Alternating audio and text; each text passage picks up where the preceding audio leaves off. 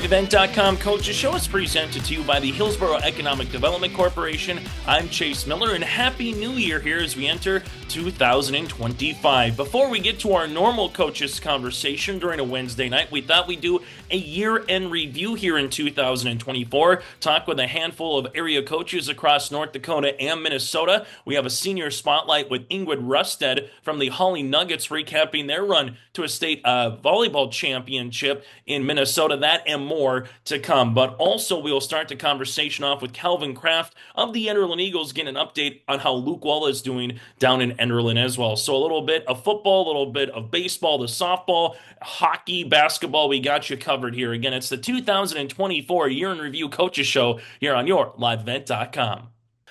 As we open up our 2024 Year in Review show, joining us here from the Enderlin Eagles, the AD, that again is Kraft. And Calvin, I know we talked about Luke Wall's story and his journey. I know going back through and talking with some coaches throughout the course of the season, thinking what are some stories to start off our 2024 Year in Review show. And Luke Wall, everything that maybe happened to Luke, all the good that came out of it was definitely the story. I know we talked about when you were at the up in Hope Page for the football game, talking about how certain towns and communities are reaching out and trying to help out, whether it's with the school, with the Wall family. So first things first, how is Luke doing after that injury that eventually took him down to Minneapolis, St. Paul, and then coming back to Enderlin schools, able to see him come back through the hallways? How's just the journey been for Luke Wall and his family?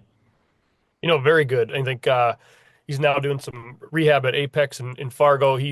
They want him walking better than he has been, so they can do the surgery on the I think it's the MCL and the PCL. So his ACL was actually not torn. There's a little bit of a chip where his meniscus was, and some of the MRI stuff was blurry when they first went in there when they were worried about his leg, and so there's a little bit better news on the actual knee than originally thought. And so right now he's just working really hard to walk around without crutches and try to get that knee a little more stable before he goes and gets those things fixed. So obviously the support and the money and the things that they did for the family, they thank everybody very much, and it helped out immensely. And they've had a lot of trips back and forth. I think he said he's got a big dually Ram, and that thing went back and forth to Minneapolis, and it knows the way without anybody even touching the wheel. So lots of good stuff. But he's back in school when he can be, and then when he's in Gillette is the new hospital they're going to right now for the knee stuff, and his leg is all put back together, the skin graft, so everything is nice and ready to go with the leg part and the artery and everything like that. So now they're just focusing on the knee, which is a good thing, and moving on to that kind of stuff. So he's had a great attitude, and he's fun to have back in school. Friends are happy and joyful that he's back, and he's been on the bench for most of our games. He comes to practice sometimes, and chirp from the sidelines, and he's got a good attitude about things. And so obviously as he starts progressing here, it'll probably plateau a little bit, but he's really moving fast as we speak. And I'm sure once that surgery happens and he rehabs, it'll be a process still, but he's in good spirits and moving in the right direction. I know you were in contact with the family throughout the entirety of it, just seeing how everything progressed and then coming back to Enderlin. Just take us through that first day when Luke was able to come back through the doors, so to speak. What it just kind of meant for the community, what it meant for the school, seeing him come back home. Yeah, my daughter's in second grade in kindergarten, and when he wheeled into the door, I think, is that Luke? He became famous all of a sudden, especially to the little kids, and they see him all over the news, and everybody talks about him and the fundraisers and stuff. And so it was nice to have him back and be real in the flesh, and then obviously his friends and peers have fun wheeling him around and going up and down the elevator in school and stuff like that. So just the aura of having him back and knowing he was going to be okay was a good thing, and kind of kept people moving in the right direction mentally. Let's kind of go through the last thing on Luke here, just kind of what the next couple of months kind of brings. Calvin, what do you know in terms of, you mentioned rehab, obviously still has surgeries. Can't imagine the mileage that those families have put on too with the Wall family, just kind of going through, making sure everything's good with the knee, with the leg as you kind of progress. So what's the next couple of months, so to speak? I know you and I chatted back in the fall saying, hey, this is going to be a long journey. We hope a year from now, once we get to the fall, he's able to be as normal as possibly can be, but we know it's going to be a progression of things to come. So where are we kind of at to where you already alluded to, but what's the next month or two kind of looking like for Luke right now here, Calvin? Yeah, I think he goes back. Don't quote me, in a week or two. He's been they took a better MRI picture. He went to Gillette, I think 2 weeks ago, and then they said, do this. I think they said come back in 6 weeks. So maybe in about 4 weeks he goes back to Gillette, and then they reassess where he's at, and then they'll make a schedule or a decision on when to do surgery. And at Apex and doing the physical therapy, he's got some milestones to meet of can you do this, this, and this before we go under? Because I think if you can't do some of those things, the rehab after surgery then becomes a lot more grueling. And so, get the leg kind of ready for normal activity before surgery. So it's a little bit easier after surgery. So then after 4 weeks, when he goes back down there, hopefully have a plan of when. And then once that surgery happens, and then hit the ground running with the full rehab after that. And so until then, I think he's got a lot of exercises he does at home and in school, and then obviously go in there. I think he goes to Fargo twice a week to work with them. But I think the goal would be to have that in January, February, and then see what the rehab is after that. But that's the goal. Yeah, without question, wishing Luke and the family and everyone involved the best for his recovery, as that is still a recovery process. But good to hear that it's all going, knock on wood, on the up and up going forward. Again, Calvin Kraft joining us as we now transition to the hardcourt here. Calvin just got done, last one with the BCT. We previewed it, saying it would be a really good competitive field, and it was, especially once you got to that second day. Lamar Litchfield Marion and Northern Cass goes overtime. Valley City just hit a flurry of three-pointers throughout the tournament, and it was tough for anybody to guard them as they eventually would be the champs. You got a B set, buzzer beater for third place against LLM, and then even taking a look at what the consolation side, some really quality opponents there with South Border, Enderlin, Weinberg, Lidgewood, and give credit to White Shield. They made a lot of miles in a short amount of time to travel to Valley City. So, what was just your thoughts on the girls' Barnes County tournament having the first true varsity 1 through 8 since that 2019 season having that tournament there, Calvin? Yeah, no, I think it went well. Talking to every coach and ADs that were part of it, they thought the 1 through 8 was awesome. And obviously, credit to White Shield for coming those days. Credit to South Border for making the trip. Those are long things. You have to give up a lot, get out of school, and kind of really put that week in the back burner school wise and make sure everybody's getting there. And especially during 3 school days, like the boys, we have a Tuesday, Thursday, Saturday, a little bit different. But the girls being a Tuesday, Thursday, Friday. It's a busy 4 days there. And so, but yeah, it went well. Obviously, probably one of the better semifinal and final nights that we've had. A really good teams, good matchups, good views on your live event. Yep. So like everything was smooth. Obviously, congrats to Valley City for winning it. It's kind of cool when the Barnes County team per se or the hometown team gets a win. They haven't been in it in many years sometimes, and so it's nice to see that, and we'll get them that trophy. Northern Cass forgot to bring it the traveling trophy, so we got to get that to them. I think Lisbon has it now from their game, but well, it's good. It's a good atmosphere. It's cool to have people descend on Valley City. Steve Olson did a great job managing the tournament, and everybody had really good compliments how organized it was, and the refs all the way to the hospitality room. So it was smooth, and Valley City does a great job putting it on, and we love going there. Yeah, and then you got the boys tournament upcoming next this coming Tuesday, Thursday, and Saturday. We'll have all 12 games again on yourliveevent.com. Just a quick preview on the boys side here, Calvin. Similar, obviously, some different teams. I know, South Border came up for the girls. You're going to have Mayport CG coming in for the boys, taking a look at it. But overall, just kind of your early assessments on what we're going to see and what fans can expect coming out to the bubble, starting on Tuesday at 3 o'clock for 4 games coming up for the boys portion of the BCT. Yeah, we replace South Border with Mayport and replace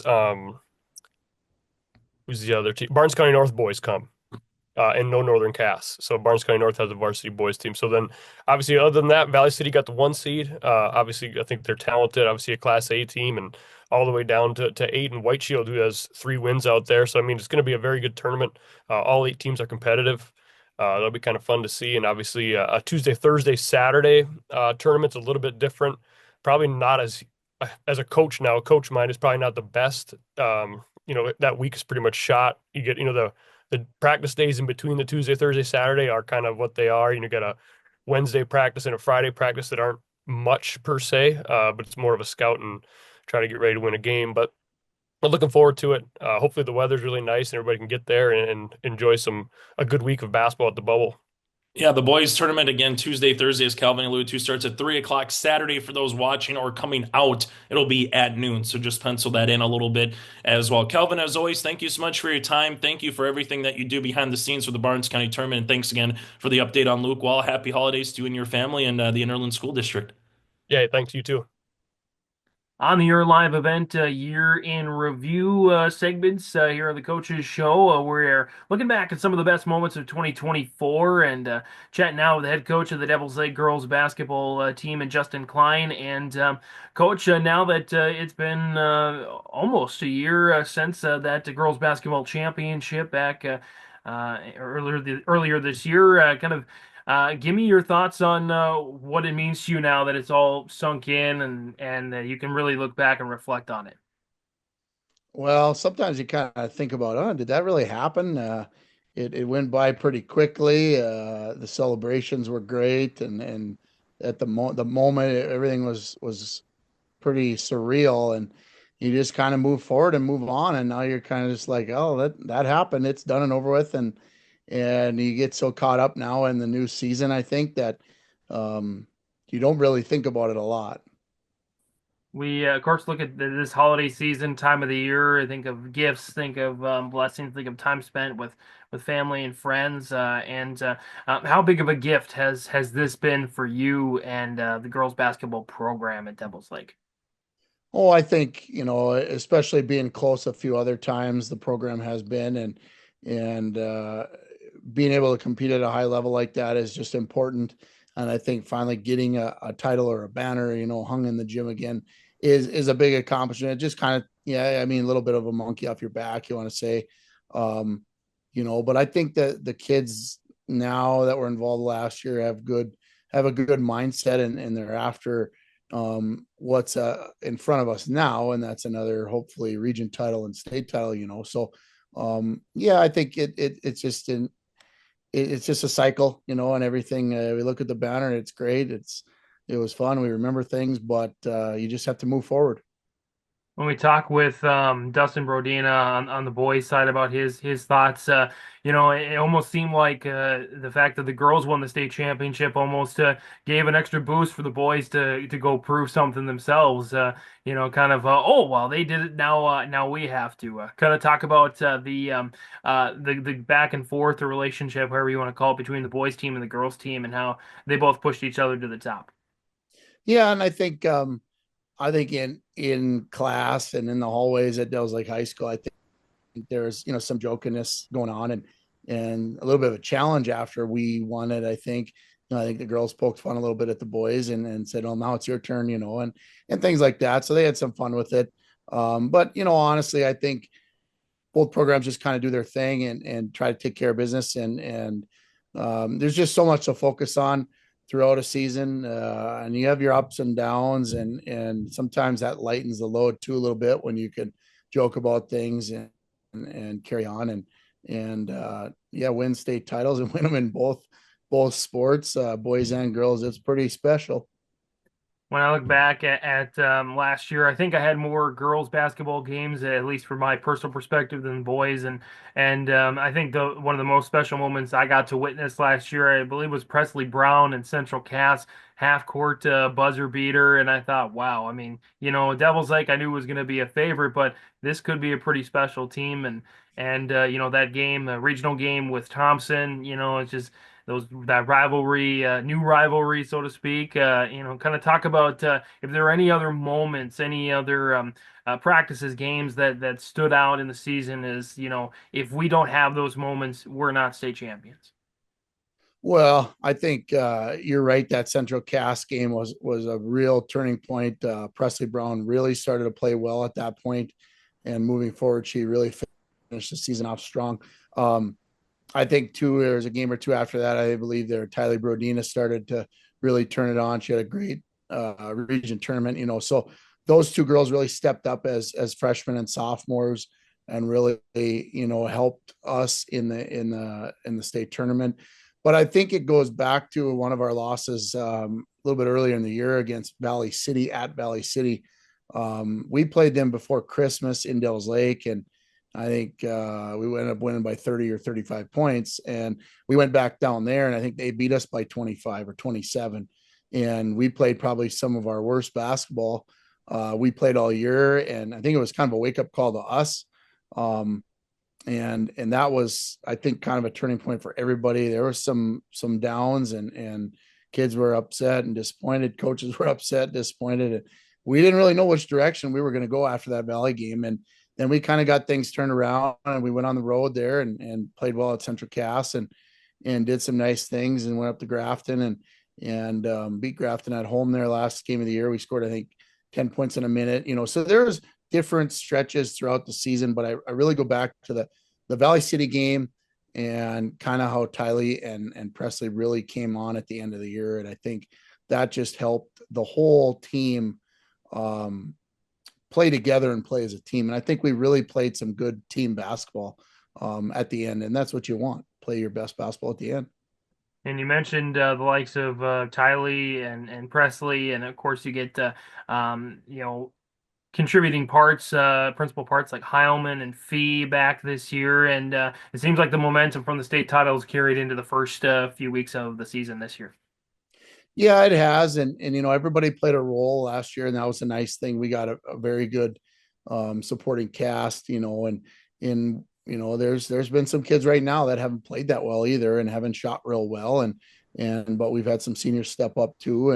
And that's helped. And it's a good core group of seniors and juniors, and they've been around long enough now. So they kind of know the ups and downs, and they've been on the side of the 6 wins in the EDC a couple of years ago, when we struggled. And then last year we kind of got going and started winning some games. And sometimes winning just cures a lot of things. And momentum wise, when sometimes the ball is falling in the right spot and falling in the hoop when you want it to, good things happen. Talk about how a state title, especially in Class B and even in the new Class A, revitalizes a community, kind of lifts up a community. Are there any stories, any moments, any experiences you had with community members, fans from not just Devil's Lake, but elsewhere that really stood out from this past year? No, I wouldn't really say stood out. I mean, you recognize the kids. The kids do a lot of things in the community too. So that helps, but they're always talking about the state title, and that's just something that they always come back to. But as far as the kids work hard and put time in the off season too. And, there's just different things, and they get treated real well by the community, and the community buys in. And that's one thing in Devil's Lake. It's a pretty strong basketball community.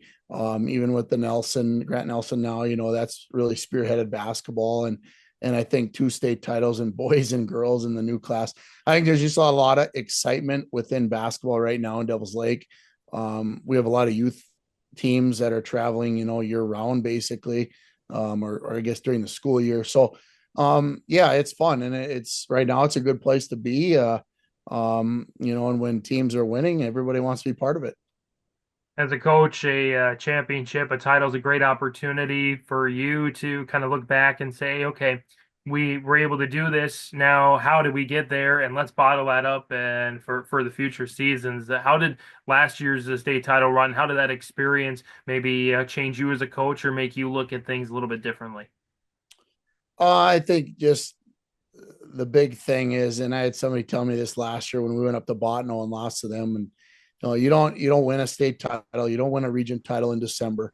You don't win it in January, unfortunately, either, or February, So I think that, when you peak, you want to peak at the end. You obviously don't want to start out slow or dig yourself a hole, within a region or within a conference either. But I think just getting everybody involved and getting a good team aspect and team mindset within players, and we have a lot of players that play. We have a lot of experience now. And so I think to keep them all involved and basically within the game and not lose interest or not just think, oh, well, we're playing so-and-so, or we just got beat by this team last year, we're not going to beat them. I think one game at a time, approaching it. And then once tournament time comes, you really got to focus in. And I think that's probably the thing I learned again last year, that, You just never know, and you get hot at the right time, and the right things fall into place from other teams. Even it can be good for you. Justin, anything else you want to mention about the experience of the state title last year? No, I just think it was a great experience having a new class, having teams to compete. I also think that it's going to be a little bit tighter this year within this division. These teams now have played, some better competition. Their schedules are really tough. Ours too. We don't travel as much, but we've had some really good games even now this year within 4 games in. And I think that this division will be exciting. I think there's going to be some really strong teams come tournament time. And I think, you're going to see some surprises probably again, like you did last year. And hopefully we can be one of those teams again at the end. That's Devils Lake head girls basketball coach Justin Klein joining us here in our year in review segments on the Year Live event coaches show, looking back at some of the best of 2024. And coach, we look forward to seeing you and your team and seeing how it goes in 25. Thank you. On the Year Live event coaches show, our year in review segments. So we're looking back at some of the best moments of 2024 and chatting with some of the state champion head coaches in the last year. North Dakota Division B girls basketball state champions Mayport CG and the head coach Keenan Konschak joining us here now. And coach, it's been let me do the math in my head, 10, 11 months since the title in 24, and now that it's definitely a lot of times definitely passed and it's all sunken in and you're looking back at the past year, just give me your thoughts, your emotions, your feelings on that experience. Yeah, so first of all, it's the special part about it is like the relationships that you build with those girls. They've had some contact with me obviously throughout the summer, and then obviously through the beginning of the school year as they're off into college, right? We had those 5 seniors on that squad that did so much for the program. And it doesn't mean that they were all having basketball as their favorite sport, but they all stepped up and did whatever it took to win that championship. And when you do that, it kind of, you build those relationships and you never forget it. And they always come back and with a smile on your face. We had them come in for a couple of scrimmages against this year's squad. And it's so much fun to have relive those memories, the stuff we talked about during the season, and obviously that the night when we won it all. So yeah, it's been a great time. Go back to that night to that you won it all. Do you still? I mean, obviously you won, so it's not like it haunts you per se. But do you still think of moments? You're in bed and we wake up, thinking, oh wow, I remember that play or that moment or that game or whatever. Are there any of those moments that still come to you? Almost a year later.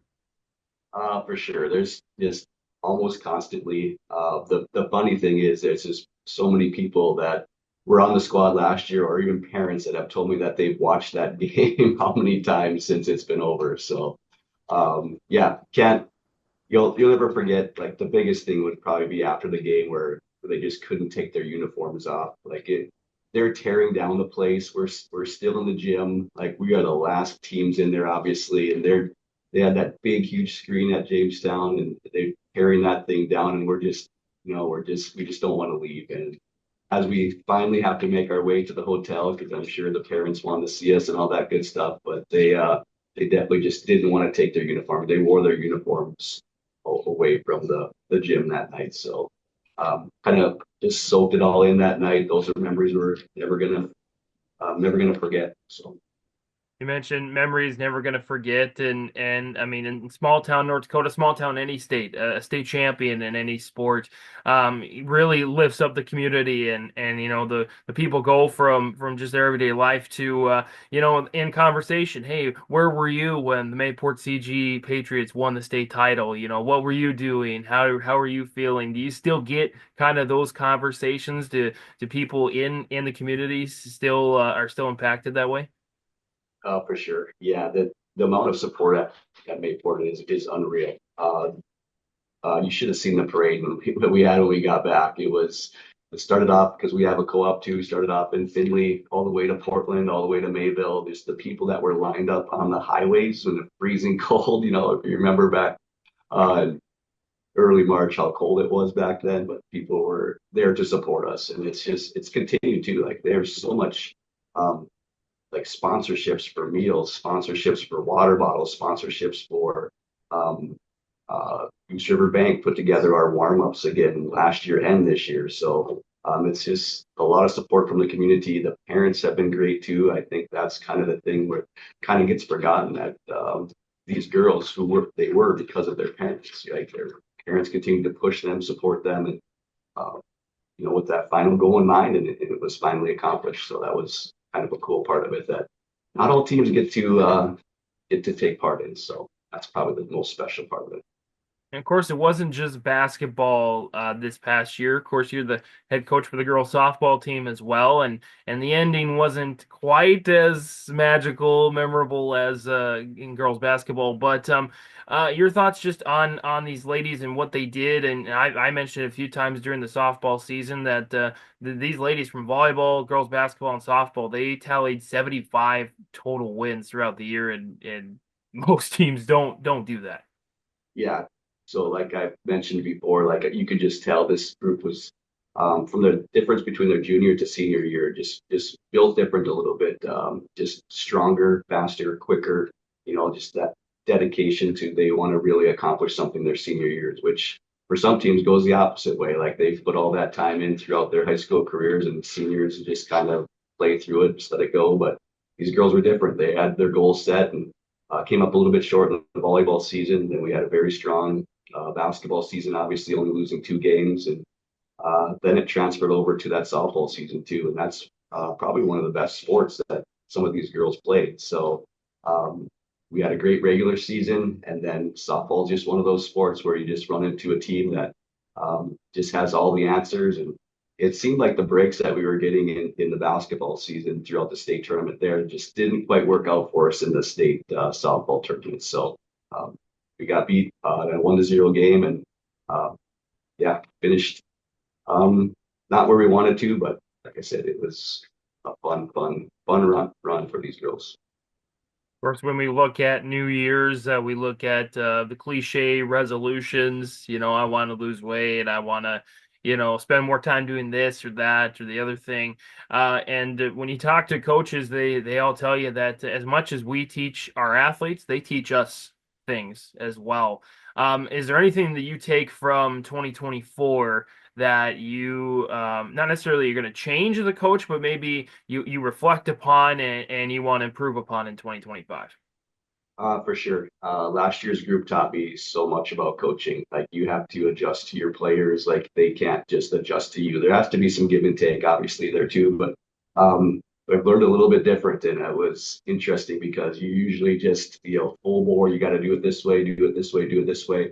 Well, maybe this one we just take a little bit easier in practice today and just get ready to play the games. The games are the most important thing here too. So I was always 110% all the time. Well, sometimes these girls need a break too, and I think that's kind of one of the biggest things I've learned from this group is that as long as you're showing up on game day, that's probably the most important thing. And those girls were gamers, and that's a very special group of girls, obviously. But if you can get girls like that buying into the system, then whatever you give them, they'll take and run with it. So I think that was the recipe for success, I think, in both the basketball and softball seasons.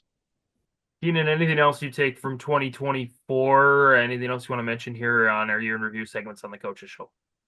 Yeah, so it just doesn't happen with just me, obviously, and the girls, like I've mentioned, I put that work in, that time in. The parents, obviously, the support from the community, but it's also the assistant coaches that we've had. Coach Kentfield in softball, and then Coach Heil in basketball have done an amazing job.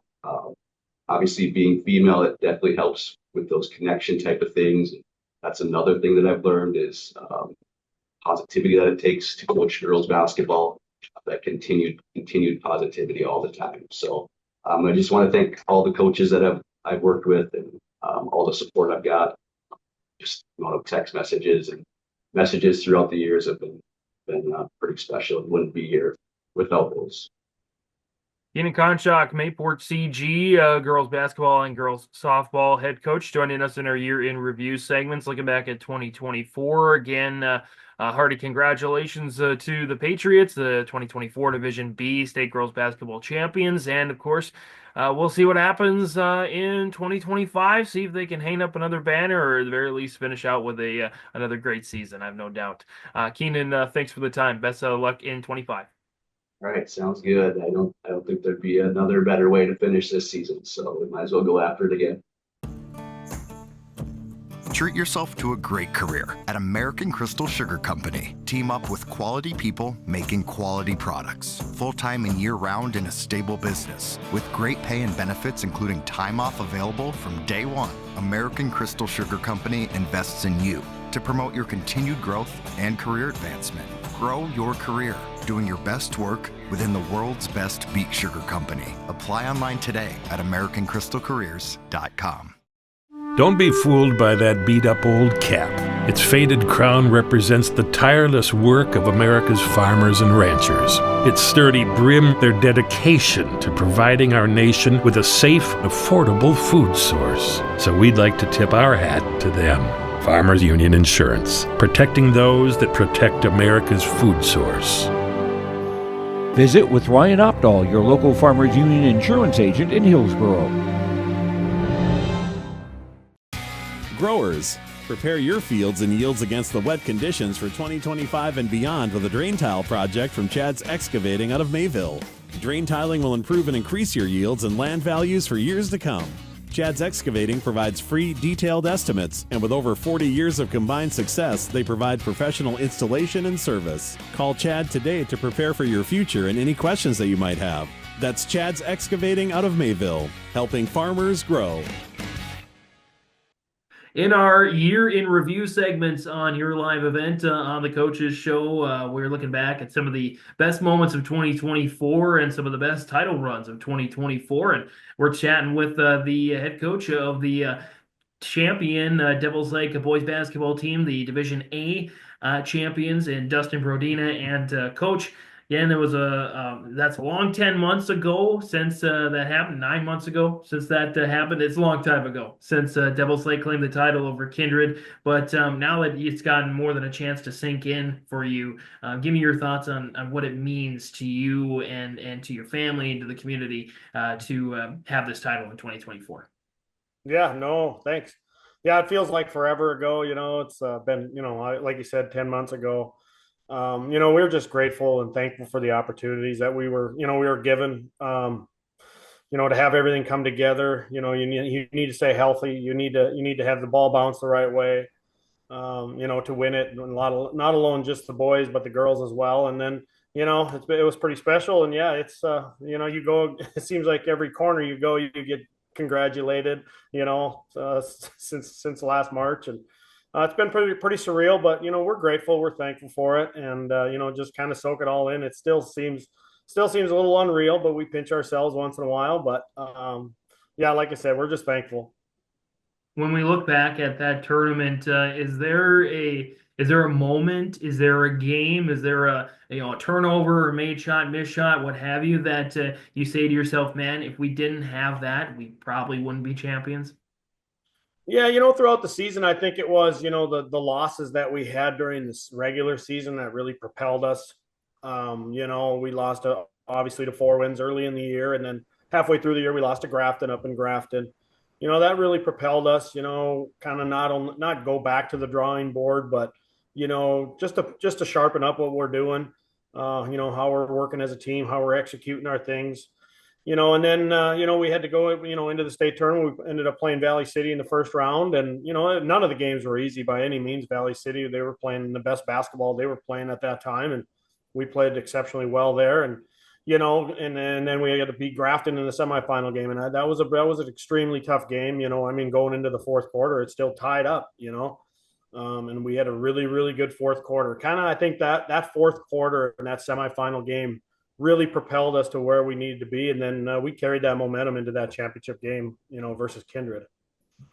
I feel like with a win like this, the culture has just vastly shifted in Devils Lake, not just basketball, but sports in general. You add the fact that Grant Nelson, starts at NDSU, goes on to play for Alabama, and has this great homecoming at the UND game. Kind of talk about just how the last few years have changed, revitalized, however you want to mention it, the culture of Devils Lake boys basketball. Right. Yeah. No, we definitely have changed it. The competitive nature on where we want to be. We want to not only we want to win, of course, but it's the culture of working hard every day. Getting better at everything you're doing, and striving to be the best that you can be. Whether it's we all of our kids play different sports. A lot. I mean, and a lot of our core kids play football, baseball, basketball together. And just that turn that competitive nature. Um, and strive to be that competitive nature, and that helps a lot. And whether, like I said, we've done it in other sports and baseball and football, and my daughter's in softball and volleyball as well. So whether it's in the backyard or we're up at the gym, it's a competitive nature. So that's kind of what we started, and we've had to have a lot of families that that we hang out together, that it usually ends up in a backyard baseball game or a front yard football game or whatever, and that's fun. It's a fun part about it.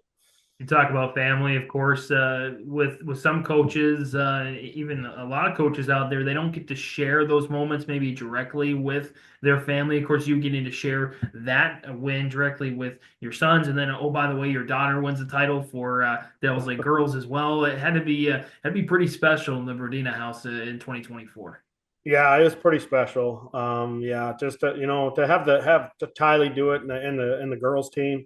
They weren't playing very well midway through the season, and for them to really step it up and win it, and then now they kind of put the pressure on us. And 2 weeks later, we found ourselves doing the same thing. So, but it's just like I said, we were thankful for it, grateful for the opportunities. But it just doesn't come easy. The kids work hard. The kids have put in time. Like I've said before, nobody sees you at 6 a.m. when you're out shooting by yourself or you're lifting weights and you're working out.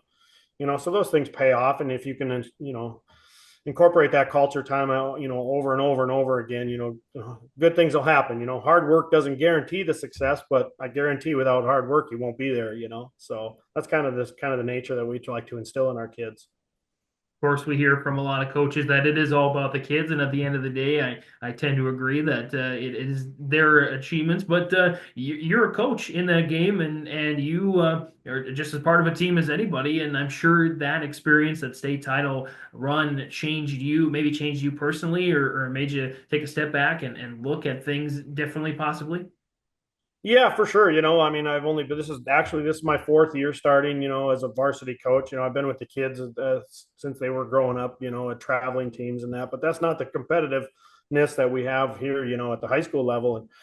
And yeah, I've learned a lot. And I work hard too, just like other coaches, and just thankful for the opportunities, and as coaches, we're learning every single day. Every single practice, I am frustrated days after day. Some days like, am I preparing these guys enough every single day? And you never know if the answers are right. And you just kind of, you're trusting yourself and your teammates and your assistant coaches that we're doing the right thing day in and day out. And hopefully the outcome is right.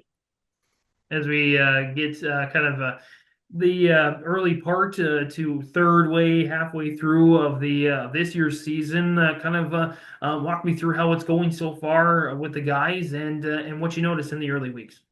Sure. Yeah, we obviously we had to move on from last year, and that's kind of hard. We really wanted to cut that cord and be like, all right, we can be appreciative of what we had. Now we got to start over, and so we're still working through that. Our guys are working hard. But they still have that in the back of the mind, whether it's pressure or maybe not giving it all they got. But we're getting there. We've got a whole new group of guys. So not necessarily whole new, but we got 3 or 4 guys that are staples from last year. But then we got a bunch of guys that need to step up, and fill some roles. So we're still working through some of that. But we'll be there. I think we'll be there. The first 3 games, we're 3-0 now going into the break. We played fairly well at times, and at times we've had some ups and downs. But at the end of the year, come March, that's when we want to be playing our best basketball. And it's good. We have a great group, great kids. We got, they're very team oriented, no one better than the other, which is very, I'm proud as a coach, and that they're working together as a team and striving to get better every single day. So yeah, that's good. And we got a ways to go, but hopefully we'll get there. You kind of mentioned during the interview that you still get congratulation remarks. You can't really go anywhere in DL without hearing some sort of positivity, which is a great thing. Walk me through kind of maybe if there's a story that sticks out from a fan or a community member, or just in general how maybe the community has changed, or the community has really supported you guys over this last year, especially. Yeah, I don't have any specific story, or special event. I mean, I've received postcards from longtime friends or longtime people from my hometown. I grew up in a little small town of Lincoln, North Dakota. There's 100 people, and basketball was the biggest thing that ever happened. That was the highlight of everybody's day. That was the highlight of their winter. Was to how much we won the basketball game, who won the game, or how's the team looking, there wasn't as many things going on. And then in Lincoln, we had some pretty good teams when I was in high school growing up, that never made it to the state tournament. We played hard. We won many games. We were ranked high, but we never made it to that next step, so then, you kind of have that feeling now that when we did it as Devil's Lake, and myself being from Lincoln, they kind of feel like they're kind of have a little bit of part of it, a little specialness to it, I guess you want to call it, which makes me proud, makes me proud that they appreciate it as well, because it is not easy. It's not easy to make it to the state tournament. It's not easy to let alone win it. So, anytime I go back home or I see people that I know from back home, they just say, "Oh, so proud of you, so proud of your kids, how hard they work," and we're very thankful for it, like I said. So it's fun. It's been really fun 10 months. Dustin, anything else you want to mention here, looking back at 2024 from the state title run? No, just like I said, thankful. It was a special time. It took us 99 years to get there from Devil's Lake. Finally hang that banner on the wall. It's pretty special. And I want to appreciate it, because I never know, it might not happen again. It's not easy. Like I said, you got to have the ball bounce the right way. You got to stay healthy. You got to have so many things go the right way. And, it's not easy to win it, and let alone probably win it again. Hopefully we can get back there and do it. That's Dustin Brodina, head coach for the Devil's Lake boys basketball team, joining us in your live event, Coach's Show Year in Review segments. Coach, thanks for the time. Best of luck as we get into 2025, and we may very well see you guys at state again this year.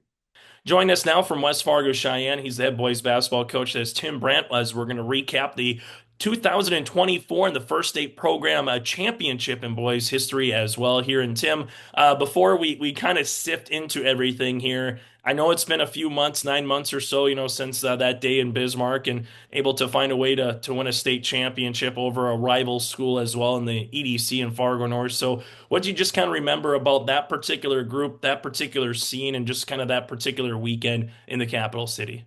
Well, the group we had last year was great. I mean, senior heavy group, just a great group of kids, not just good basketball players, but a lot of fun to be around and a lot of fun to coach. That weekend was everything sort of lined up. I think to win a state championship, at least in this experience, you need to be talented, but you also have to have some things fall your way. We played in the same time slot every night. We were the late game every single night, all 3 nights.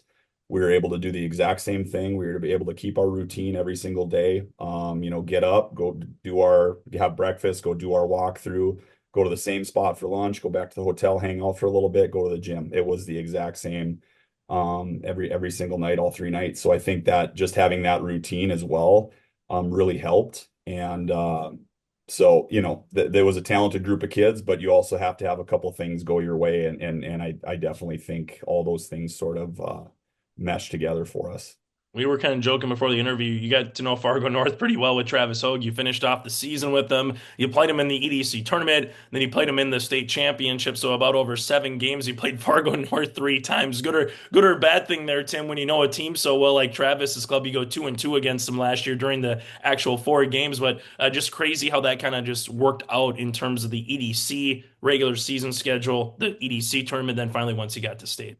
For sure. Yeah. And like you said, we know each other extremely well. Like Travis and I are good friends, and we were able to coach together in the Lions game this summer. So that was a good experience. But yeah, I mean, seeing Fargo North 4 times, and not only that, it's Jeremiah Sam and Carter Zeller have been playing since they were freshmen. So, on a year-to-year basis, you might have, juniors and seniors that play and graduate and leave, but these guys have been playing for 4 years. So not only had we seen them 4 times that year, it seemed like, 3 or 4 times every single year. So I'd seen those kids a ton, and, great basketball players, but I'm happy they're gone because I don't have to deal with those guys anymore. But just, having a game plan for them and seeing them so often in a short period of time, it wasn't necessarily the funnest thing because, like I said, those guys are really, really good and they're tough to plan for. But that familiarity, I think, maybe helped out a little bit too. I know the senior class, as you mentioned here, Tim, and we can talk about all of them, whether it's a Barry Pennu, John Agnow, a Caleb Deere that's on there. You had a Moni on there, Jackson Miller. I mean, you got some role players as well, Noah Olson. So what did that senior class, what was kind of the thumbprint, if you will, the fingerprints that they left for, future Mustang programs going forward? Well, they all played a part, whether a big part or a small part. And I tell our kids this at the start of every single season that you talk about an imprint for future Mustangs. Like these guys are role models and kids look up to them. No matter if they're a freshman playing on the freshman team or they're a senior starting on the varsity team, kids look up to you. I remember being that age. I'm from Minot. I graduated from Minot High, and I remember being that age and looking up to guys when I was a fifth, sixth grader, playing varsity basketball at Minot High. So they're role models. And like I said, each one of those guys played a role. How big or small, they all played a role. Barry had an incredible state tournament. Every single night he was locked in, he was ready to go, and he's our point guard. He led that group. Noah Olson guarded arguably the 3 best point guards in the state 3 consecutive nights and did a fantastic job. You mentioned a guy like Jackson Miller. Jackson comes in and hits a 3 in every single game. I think he shot 3 threes, 1 in each game, and I think he was 3 for 3 throughout the state tournament. So he played a role there. Deere is kind of a Swiss Army knife. He just does whatever he has to do, and he's going to help you. But so like I said, everybody contributed and played a role and contributed to that state championship. So just an incredible group of kids, and they were great to be around and great to coach. Also fun when you have someone who's in the conversation or ever does win the award of a Gatorade Basketball Player of the Year in the state with Tommy Oneman. We know his story now playing at Creighton-Durham Hall during his senior year, and as he committed to big time institution at Notre Dame as well for college hoops. But what did just kind of Tommy able to bring in, and the juniors or even some of the underclassmen that were on the roster, Tim, what did those guys just do with those respective seniors to have a good blend? Because you played 27 games, you won 20 of them. Every year is a little bit different, and it seemed like maybe you'd win 3 in a row, you lose one, but then you come back the next night and find a way to get back on the winning side of things. So what did those guys also bring to the squad this past year? Well, I mean, I think Tommy obviously was a huge part of that state championship run. He just draws so much attention. Anybody that is that big and that skilled is going to draw attention from anybody. And he had a great season and just kept progressively getting better. I think that was the impressive part about him is he didn't really settle. He always wanted to take that next step. So just kind of a tough kid to handle on the floor. I'm glad he was on our side rather than somebody else's at the time. But him and then Sullivan Irie is another one that came off the bench for us last year and has been playing varsity basketball since he was a sophomore. And again, he played a part too, would go in and give those guys a break at times and be able to handle the ball for us and just be a smart basketball player out there. So, we played 8 guys in our varsity rotation last year. 6 of them were seniors, those 2 juniors and Tommy and Sully. And those younger guys definitely had a huge part in that run. You had the first time going from 2 classes to 3 divisions. Was it a little sweeter winning the first Division AA state title on top of winning the first state championship in program history too? Yeah, that was cool. I that's not something I really thought about at the time, but then somebody, I don't know if it was a news organization or article or whatever, said, first ever AA basketball state champion Cheyenne Mustangs. I'm like, that's kind of it's cool enough to win a state championship, but to be the first ever that wins it at that division was made it even cooler. So that was pretty special. After doing it for 1 year, I know we're into the season here this year, the second year. What did you like most about the 3 divisions from your perspective as a head coach? Whether it's guys playing, whether it's the whole program from varsity to freshmen, the scheduling. Just what did you like most about it here, Tim? Well, I mean, for us last year, and it's sort of flipped this year, but we were at home a lot. Like, obviously I feel like it creates a little more balance, but obviously not having to take that trip up to Devil's Lake was nice. And Valley City or Wahpeton. I mean, I think we left town twice last year to go up to Grand Forks. Now that's different this year because the schedule flips. We're out west a bunch, but so selfishly that was the best part is we played in town and at home, other than those couple games of Grand Forks. But outside of that, I think being in the first year of the 3 divisions, I think it went extremely well, probably as well as it could. It created balance in all 3 divisions. I think from a competitive standpoint, I think everything was more competitive across the board. So I as a first year, I thought it went really well.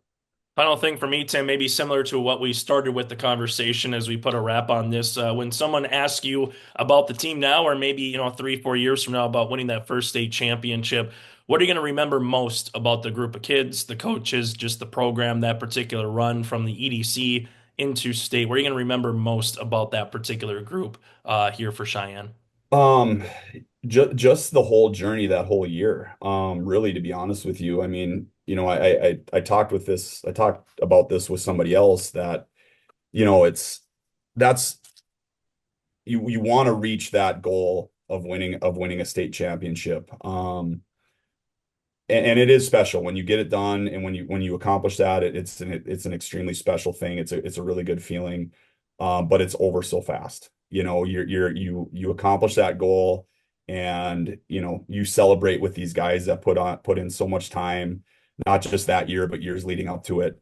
And you're enjoying that moment for, a half hour. You go to the locker room, you enjoy it for a little bit more, and then it's over. The season's over. And then when you sit back and you reflect and you think about it, the really special thing is just being around that specific group of guys for as long as you were, because that championship is great, but it's over like that. And then the thing that you're left with is just sort of the memories that you create throughout that season with that specific group of guys, because it's never the same from year to year. You're going to have guys that graduate, you're going to have guys that don't come back out the next year.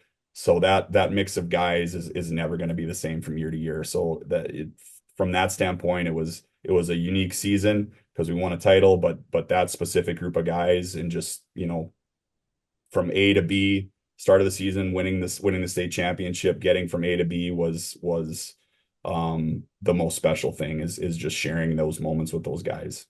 Hey, Tim, as always, appreciate the time. Best of luck here throughout the rest of the season, and happy holidays to you. You as well. Thank you, Chase. Then again, Tim Brandt with the West Fargo Cheyenne boys basketball team. There's more at 104.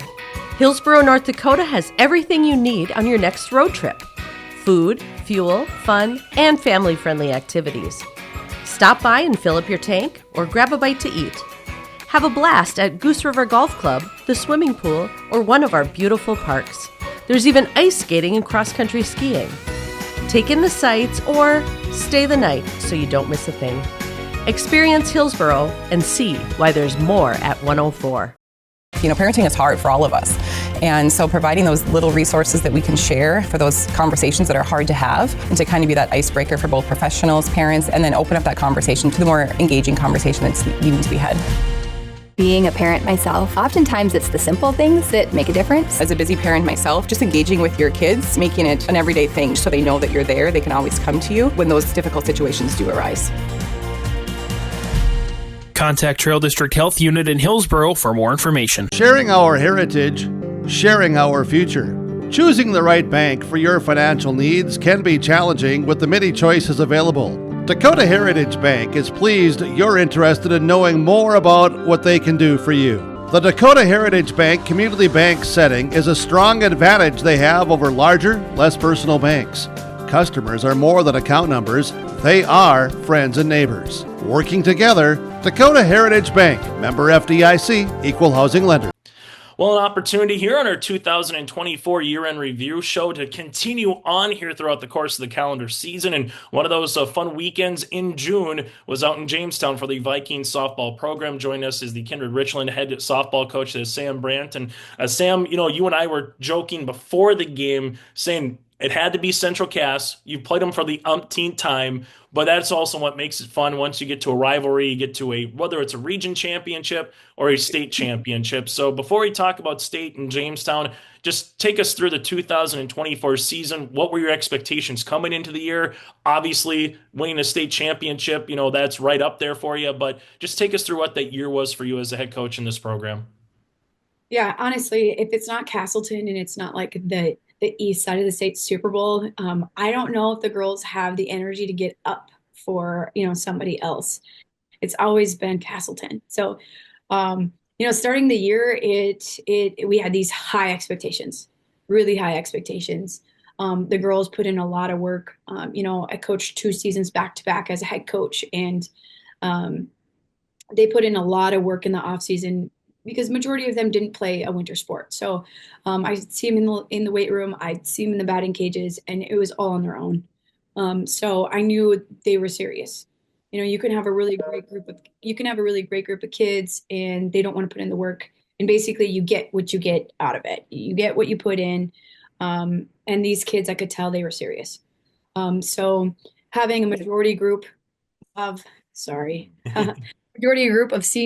and the experience that they had, majority of them I've had since 8th grade.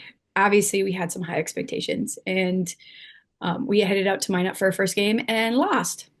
So that was kind of a rude awakening and a big eye opener. You go from there and just to the course of the regular season. Obviously, you played what felt like a 30-inning, softball game with Central Cass in the regular season.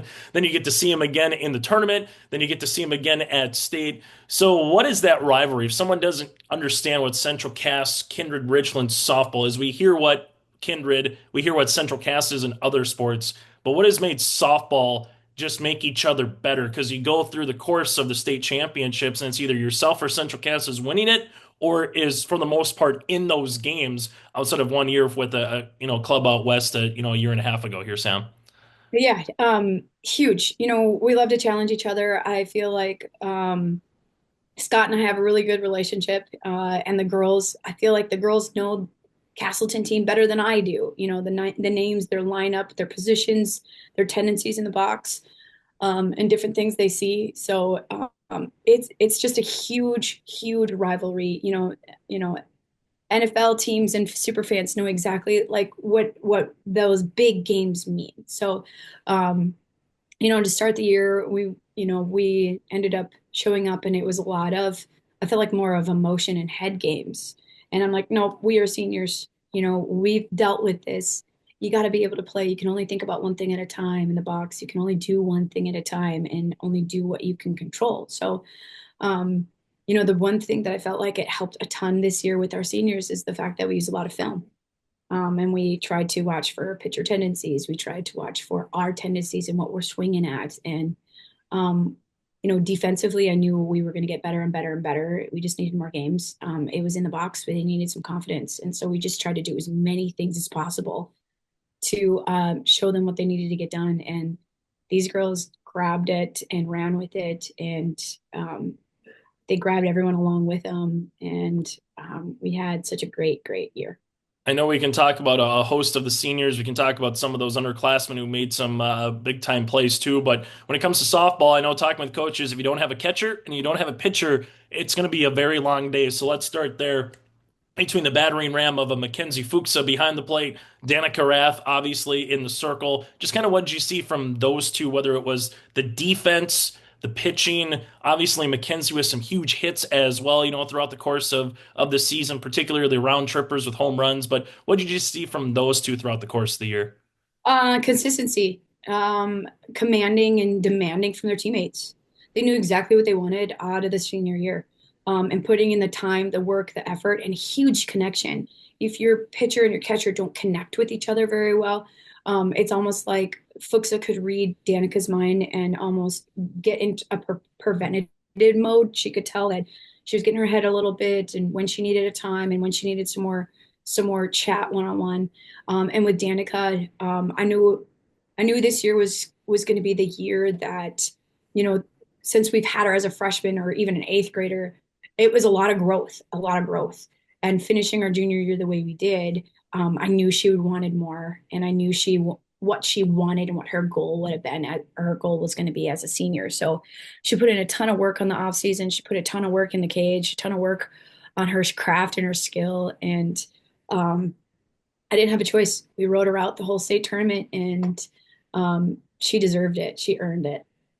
Yeah, Danica Rath again, Delax Burlington, Velva Drake, Animus, Central Cass as again you're able to pick up 3 wins. Some of the other seniors able to bring up here as we continue to kind of work around the base pass here with Avery Ammerman playing the hot box, obviously Brea Mauk at second base. Just kind of what did you see from those two in the infield as well here, Sam? Huge factors in our game. I felt like it was kids that I could trust. Kids that I knew were going to put in consistent work, make very few errors, know the game really well, communicate with each other really well. And when you can have a player-led team because your infield and your commanding positions are so good and so confident, it makes my job really, really easy. And they made my job really easy many, many times. You got Essling there as well. Then Jansen Jordheim. There's one play that reminds me of Jansen Jordheim against Central Cass.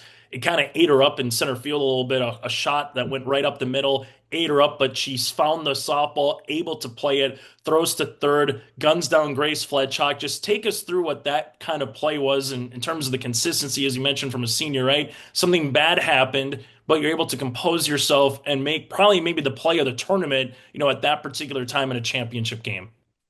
Yeah, and if anybody knows Jansen Jordheim, we call her JJ. She's the most positive, bubbly kid ever and holds herself to a really high expectation. So I can guarantee you she cringed and was so upset about missing and making that error.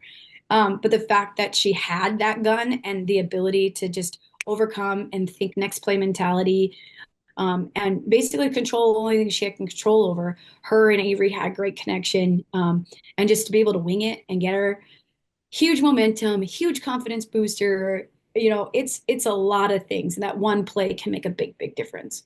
It was 4th state title in program history. What made this one sweet? What made this one different from other years? What made this one just going to be a memorable one now where, 6 months removed, so to speak, Sam, from that championship day? When you have such a great, great group of kids, it makes it even more special. And that's exactly what this group of kids were. I've won a basketball state title with a bunch of freshmen. That felt way different. I've won as assistant coach or co-head coach with Corey Johnson. We've won previous titles with other really core group of seniors. And the fact that they want it just as bad as you do, and they put as much time in as you do as a coach, it makes it feel so worth it. It makes it feel like everything you did and everything they said and all the time that you put in and all the practice planning, it makes it feel like unstoppable. It was really, really special. And this one itself was super special just because of the kids and the group of kids that we had and my coaching staff. And I don't know, it's one of those things that I'll always go back to and compare teams to because of how much they loved each other and how much we were connected. And I could get on them. I could rip into them and I could get on them, and they understood and they knew why. And there was no drama and no judgment and no selfishness. So it was a really special group of kids. Last thing for me is just it seemed like every time we went there, the varsity team was having some fun. They're playing the tunes, maybe having a line dance in between games or before a game or something in between. So how much can you, again, be loose, but also stay focused? How much do you have to balance that with a team like that, as Sam from last year, where again, they obviously like to have fun. They like to get on the field. They like to scrap. Leah Rowland reminds me of someone who can get on the bases and just be a menace, for the other teams. But then at the same time, might be just a bubbly personality like you talked about Jansen Jordheim 2 seconds later. So how do you balance that dynamic?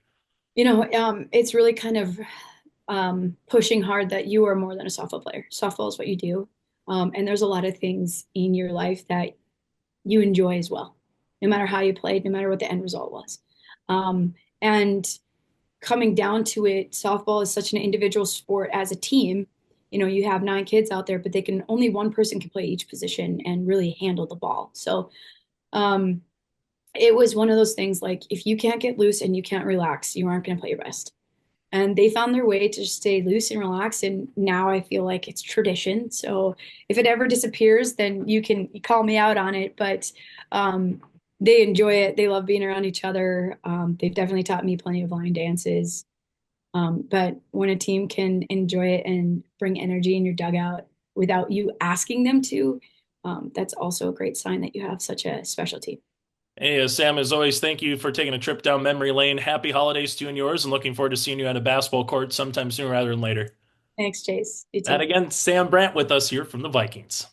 Well, join us here from Thompson's perspective for the North Dakota Class B Baseball State Championship this past year at Jack Brown Stadium in early June in Jamestown. Join us again as Thompson head baseball coach. There's Nate Soulis here. And Nate, when we're doing this interview, it's crazy to think, 6.5 months, 7 months, is when everything was the final out to go through that respective run through regions, through a state tournament. So now that the dust is old settled, I know you probably have asked this question a lot the last couple of years, but what made last year's Thompson Tommy team, the 2024 state champs, just be a special group and a special unit for you? Yeah, I think, anytime you get the opportunity to work with the group that we had is special, and kids that truly enjoy being around each other, being around at the field, baseball activities or not. I think it's always super special. And I think, partly another reason of what goes into it is a lot of the expectations that we're on this group and had to, I don't know if you want to say overcome the but you had to work through everybody giving their best shot at you. I thought we did a really good job of that throughout the year, and I just think it makes it extra special at the end when we're the favorites and got a lot of targets on our back and able to come through in a special way that we did. So definitely a fun year, and you'd think back to 6-7 months ago, and it still kind of feels like yesterday with some of the stuff that we were able to do. So. Able to win your 8th all-time in program history, the most in the state in Class B, also 3 straight in a row here, Soulis. So what has it been about, the group of kids that have been part of this, current stretch run that has allowed you to have success? And as you said, once you win that first one, right, and you guys were knocking on the door with a really good Park River team before COVID there with 3-4 consecutive years of playing each other, you found ways to get to the championship as a program. So what's it been about this group year in and year out that has a chance to get through region play and then really put a good run once you get to state? Yeah, I think it goes all the way back to Ryan Brannell and his setting the program up for success and the culture and really getting kids to enjoy baseball, and that goes back into the 80s, when we first started having a program and having success. And I think that really set the tone, and it just kind of become a baseball town from there, right? And then Brady Schwab right after that, and just continuing with that leadership. And I just think a lot of special people when you go to our youth programs that are involved, Cal Ripken, Park Board, T-ball, all of that, really plays a factor in just getting kids to enjoy the game and loving baseball, wanting to be around teammates, being a good teammate, and ultimately working hard to accomplish a goal. We talk a lot about, you want to win, but it's, the experiences that count as well.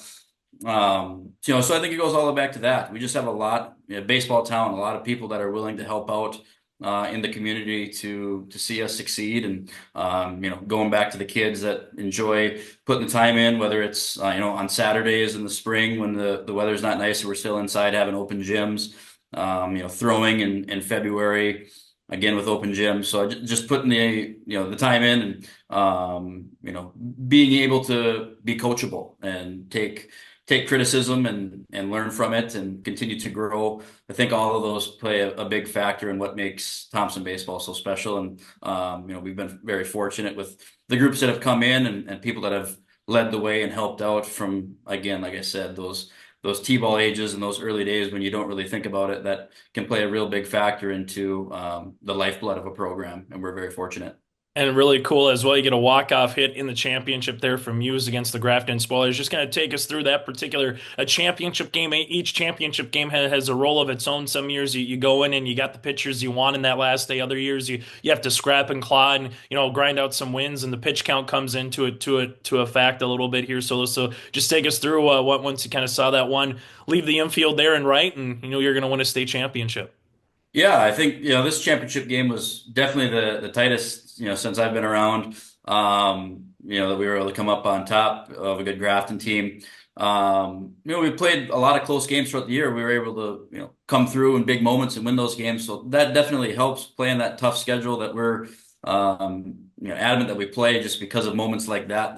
The kids understand what they need to do in high pressure moments, and John was able to do that. Yeah, it was a crazy game overall. I think we jumped up. I can't remember off the top of my head. I think it was 2-3 runs in the first inning, and then scraped across a few to get us like a 3-run lead, 2-3-run lead, and then Grafton came back. We knew that was going to happen at some point. They were going to throw a punch, and we kept it at a tie game. And I remember that vividly. Coming off the field, and obviously not super happy when you come off the field and you lose the lead that we had, but I felt a lot of confidence and composure from our senior leaders, and then that trickled on down to our juniors that have just as much experience as those guys. So in big moments that we're fortunate to lean on. And yeah, that last inning, Braden leading us off, and I remember Will, everybody at Jack Brown Stadium probably thought Will was bunting, and that was not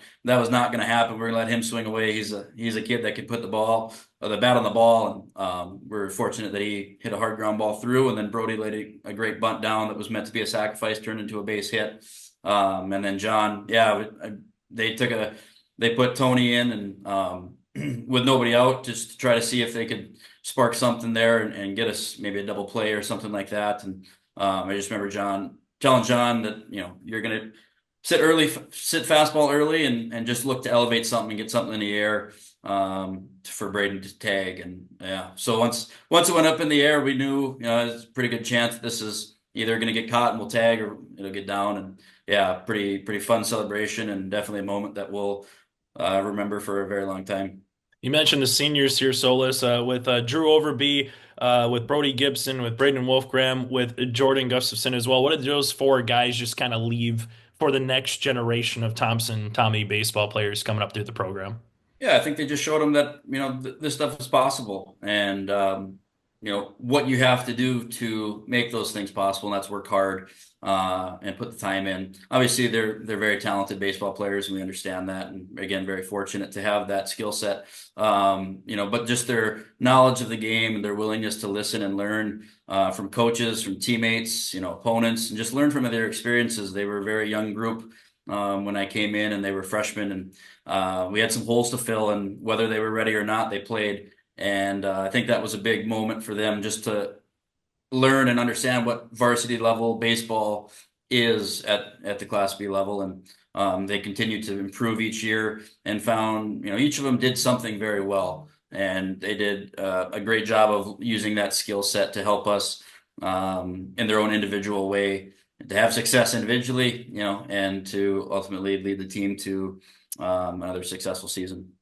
Something a little bit different last year was the pitch communication in terms of how you were able to relay certain signs compared to other years. So how was that from your perspective as a coach, relaying the signals in, and what's going to maybe be different, or is anything new coming up this year when it comes to high school baseball, Soulis, in the state of North Dakota? Yeah, I think, if you ask our catchers, they might have a different answer. I always thought it worked out pretty well, but them hearing my voice for about 2 hours might not have been their favorite either. We had Will in there that caught a lot early for us. That was really new to calling a varsity game, so I thought it was critical that he have that and just learn. He did a good job towards the end of the year. We don't use it every pitch.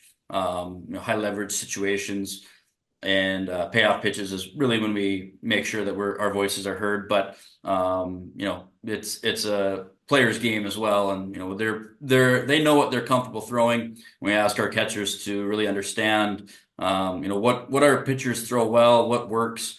And Will did a good job of that towards the end of the year, having to catch Braden for the first time, consistently. At the end of the year, you could really tell he got more comfortable.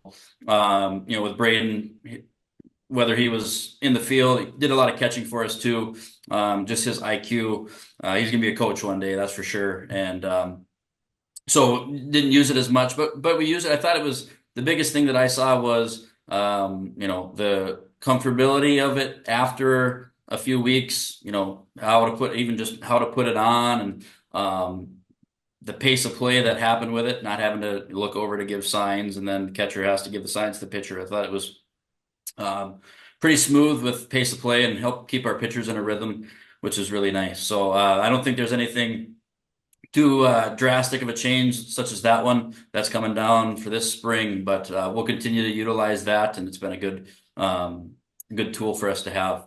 A final thing here, Soulis, as we kind of just put a bow on this year. I know you're getting ready, chomping at the bit a couple months, and hopefully, you see green grass in March, and you can get outside and get some fielders in and get some pop-ups in on the outdoor actual playing surface. But just what's the one thing again that you're just going to remember most from this group of kids, whether they were starters or they came off the bench, just seeing how they were able to come together one more time and win the program's A championship? Yeah, I would just say.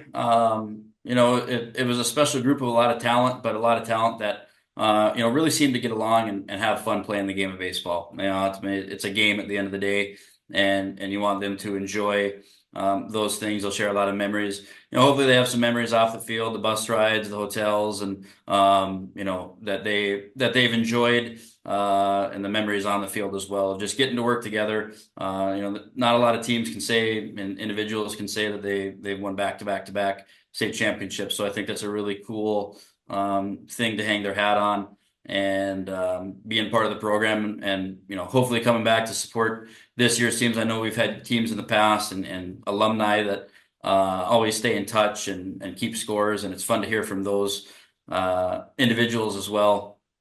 But yeah, just the group of kids that we were fortunate enough to work with and the success that we've had, I think is something that'll always be special. And obviously the one specific state championship game last year that we're talking about, I think just what a cool moment for it to end that way, and just to have that moment for John, but how it took us to get there. Everybody made a play or two individually that contributed in some small, big, meaningful way that they can always remember, and the dog pile, and just all the bus ride back, and just the fun that we got to have and the memories. I think that's going to be what's most special about this group. Hey, Soulis, as always, thanks so much for your time. Happy holidays to you, and we'll see you down the line here in a few months for some more baseball. Sounds good. Thanks, Chase. Treat yourself to a great career at American Crystal Sugar Company. Team up with quality people making quality products. Full-time and year-round in a stable business. With great pay and benefits, including time off available from day one. American Crystal Sugar Company invests in you to promote your continued growth and career advancement. Grow your career, doing your best work within the world's best beet sugar company. Apply online today at AmericanCrystalCareers.com. Don't be fooled by that beat-up old cap. Its faded crown represents the tireless work of America's farmers and ranchers. Its sturdy brim, their dedication to providing our nation with a safe, affordable food source. So we'd like to tip our hat to them. Farmers Union Insurance, protecting those that protect America's food source. Visit with Ryan Opdahl, your local Farmers Union Insurance agent in Hillsborough. Growers, Prepare your fields and yields against the wet conditions for 2025 and beyond with a drain tile project from Chad's Excavating out of Mayville. Drain tiling will improve and increase your yields and land values for years to come.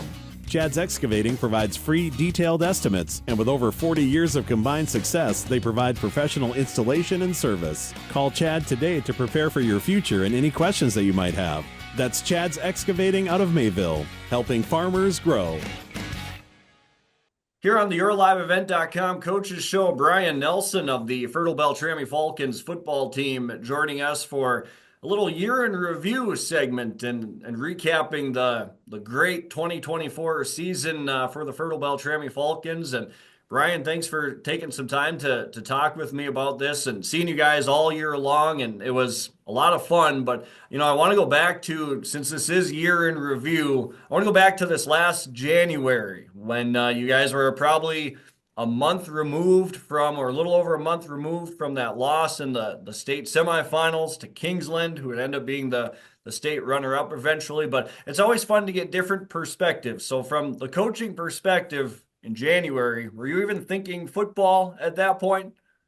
A little bit. It kind of drags into that January when you're getting equipment put away, the helmet reconditioning guys coming in, you're trying to do your budget for the following year. And as far as football too, watch a lot of film during the winter. And as far as the kids go, most of our kids are three-sport athletes, so they didn't have much time to think about the football season. They're back at it in basketball or wrestling. And the ones that aren't, though, they were in the weight room, made sure that they would be getting in the weight room in January to prepare for the next year.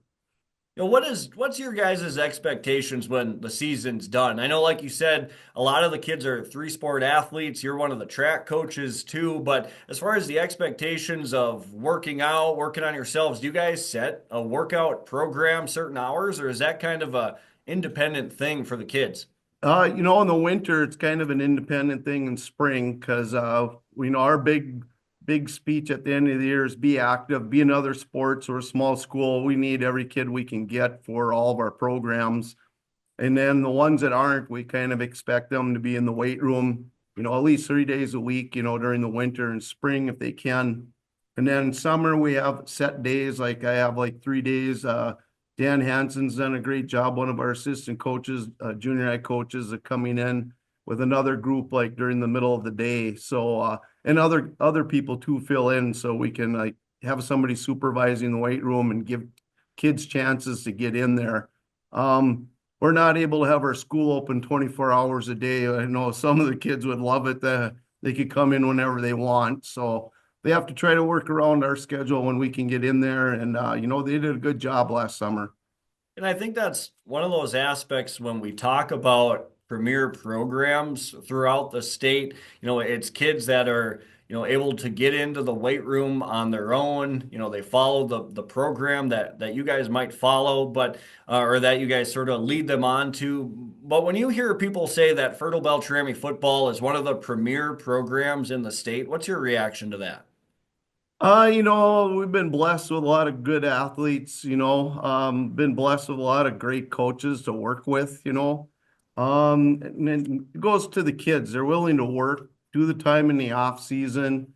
When we get to our camps in the fall of the year, when we're going 2-a-days, which we just have, in the morning practices for what we can do. And, they're there working hard and, the results show. We've been very successful the last 6, 7, 8 years, but it all has to do with the kids coming in and working hard. And hopefully next year now we get another group here that because we have about 15 juniors that were on the team, learned a lot of lessons last year, and we're get in the weight room and get out for other sports and be active.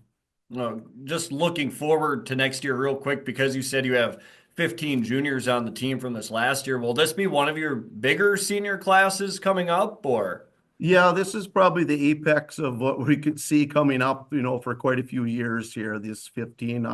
We now have another group on the junior high levels that has that numbers too, but by the time they get to be seniors, some maybe aren't even in our school anymore, and some have, gone a different way, or Or in some cases, I guess we get even more, depending on if we get enrolled kids here and things like that. But this will be one of our larger senior groups we've had for a while. Yeah.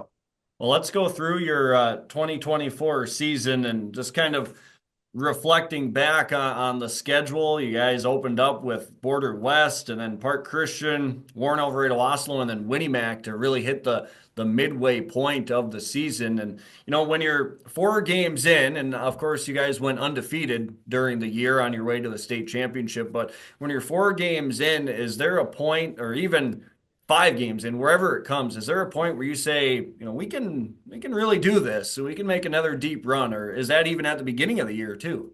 I think there's a lot of expectations going into the year with what we had coming back. We only graduated the 2. Granted, they were 2 very dynamic players that played both ways, so it's like graduating 4.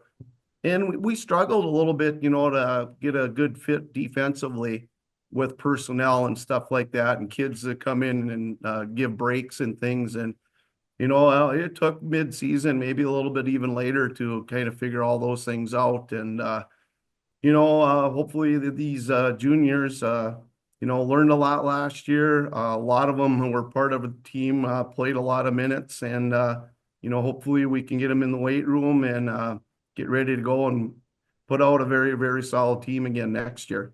Well, and then you hit the mid-season point of the year, right when you're starting to get things figured out and ironed out, and then your starting quarterback, Easton Petrie, goes down. But adjustments were made, and seemed like you guys learned pretty quick on the fly and did just fine. Well, it wasn't only Easton, too. Gavin Akis had gone down the beginning of that week in a JV game for the 2nd time in the season. And, and then unfortunately right before halftime at Kitson County Central game, Easton goes down. And luckily we had practice with Breyer, probably 10 to 20 snaps that week, just in case. Of course, that was the case.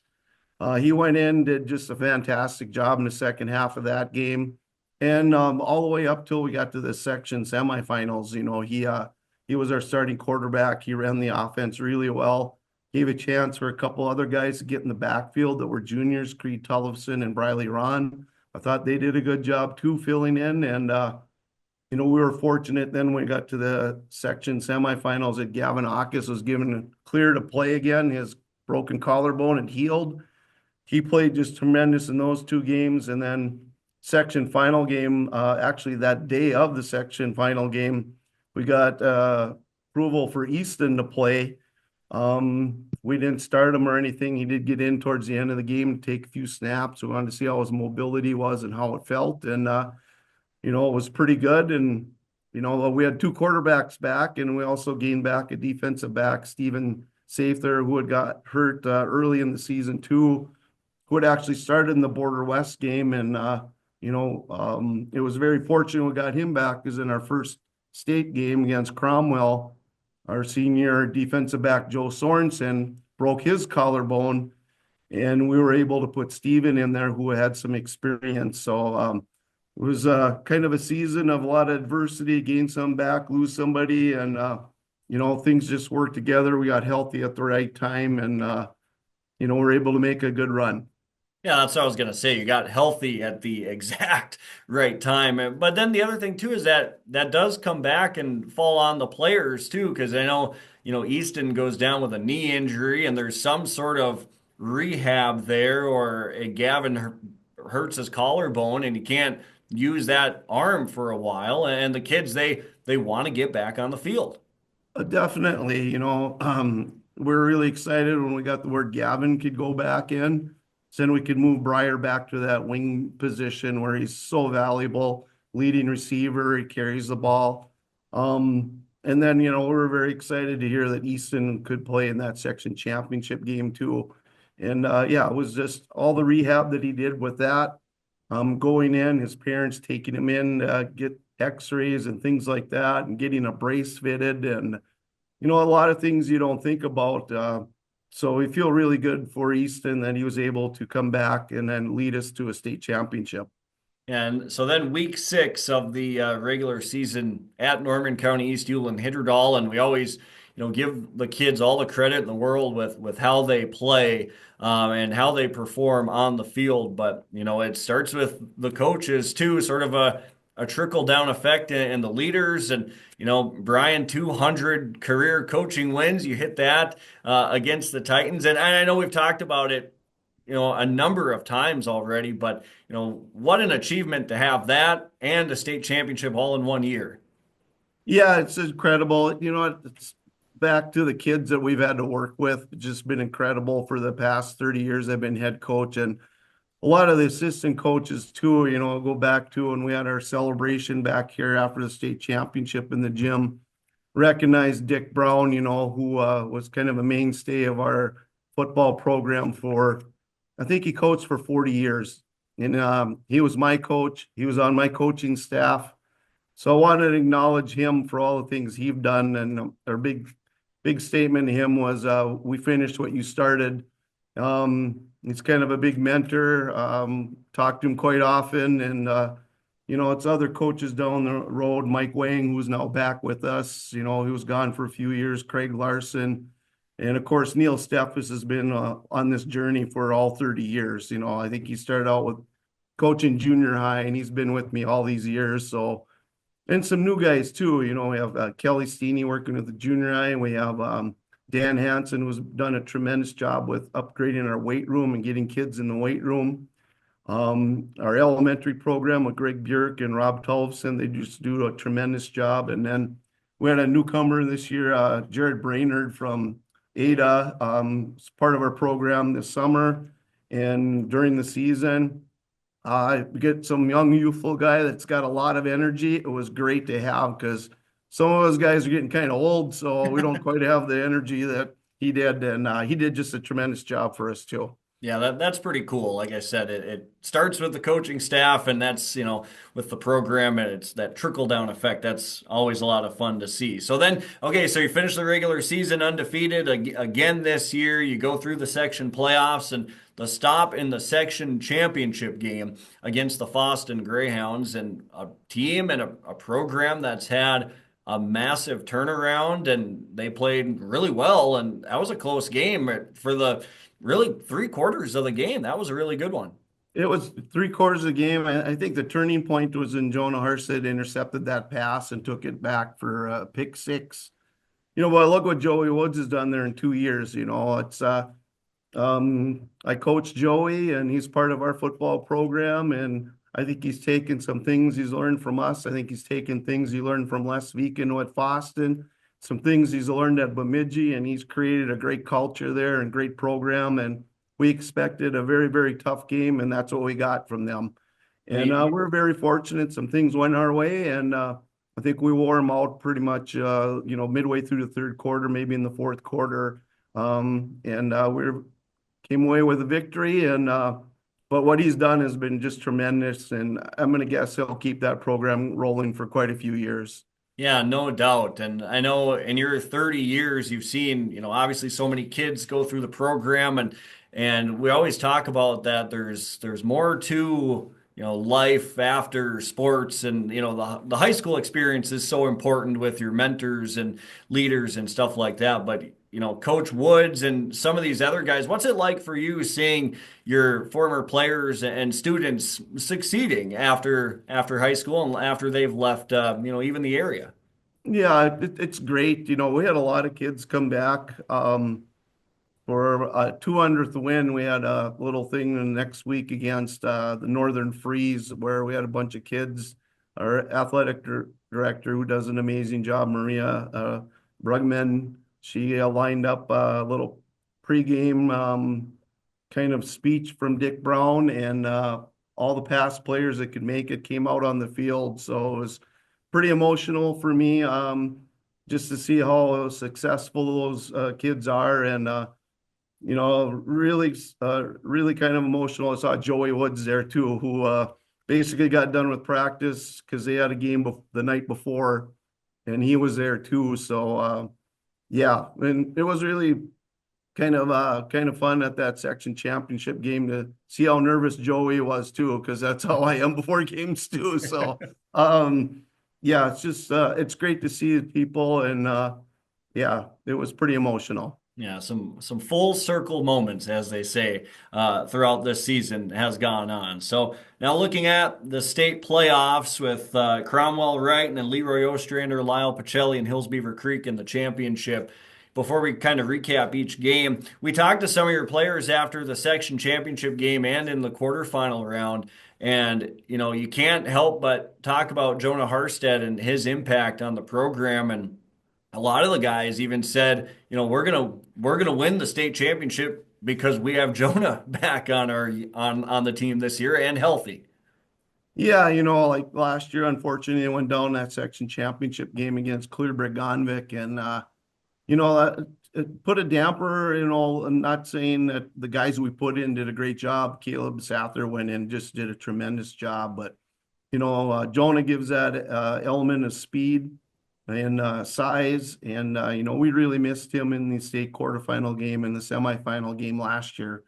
Well, we had him this year, and there's another kid that did an amazing amount of rehab.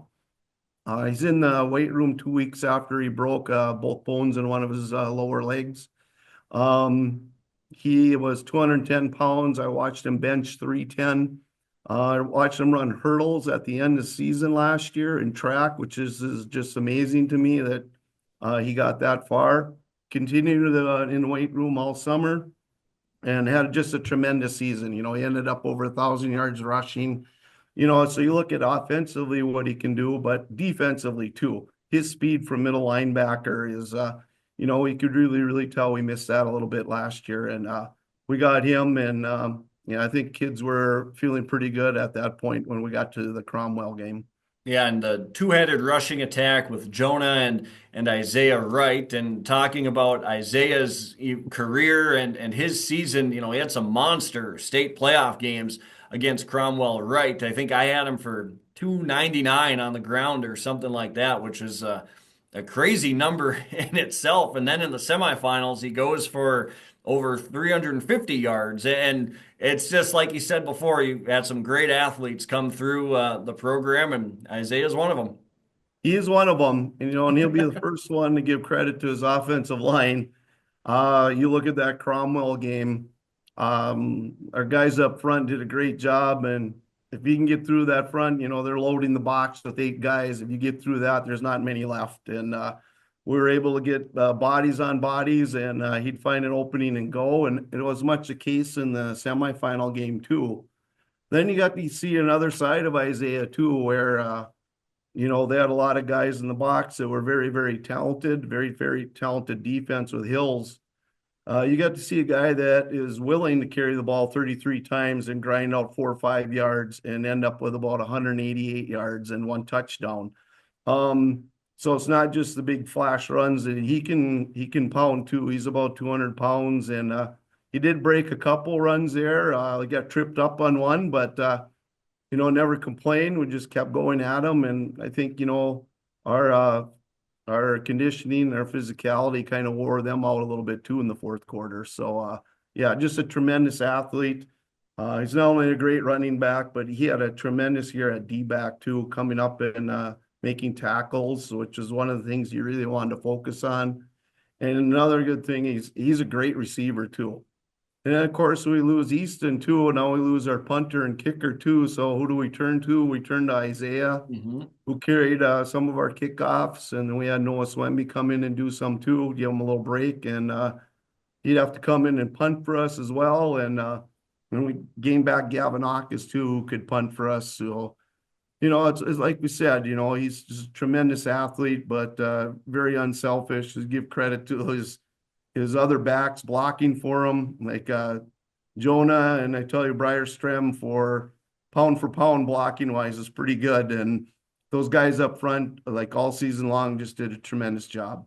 You know, and we're still waiting on the commitment for Isaiah on what he's going to do with his college decision, which is exciting to see and exciting to just kind of watch that process sort of play out. But you've got a couple of other guys on the squad too that are making some decisions for the future years, don't you?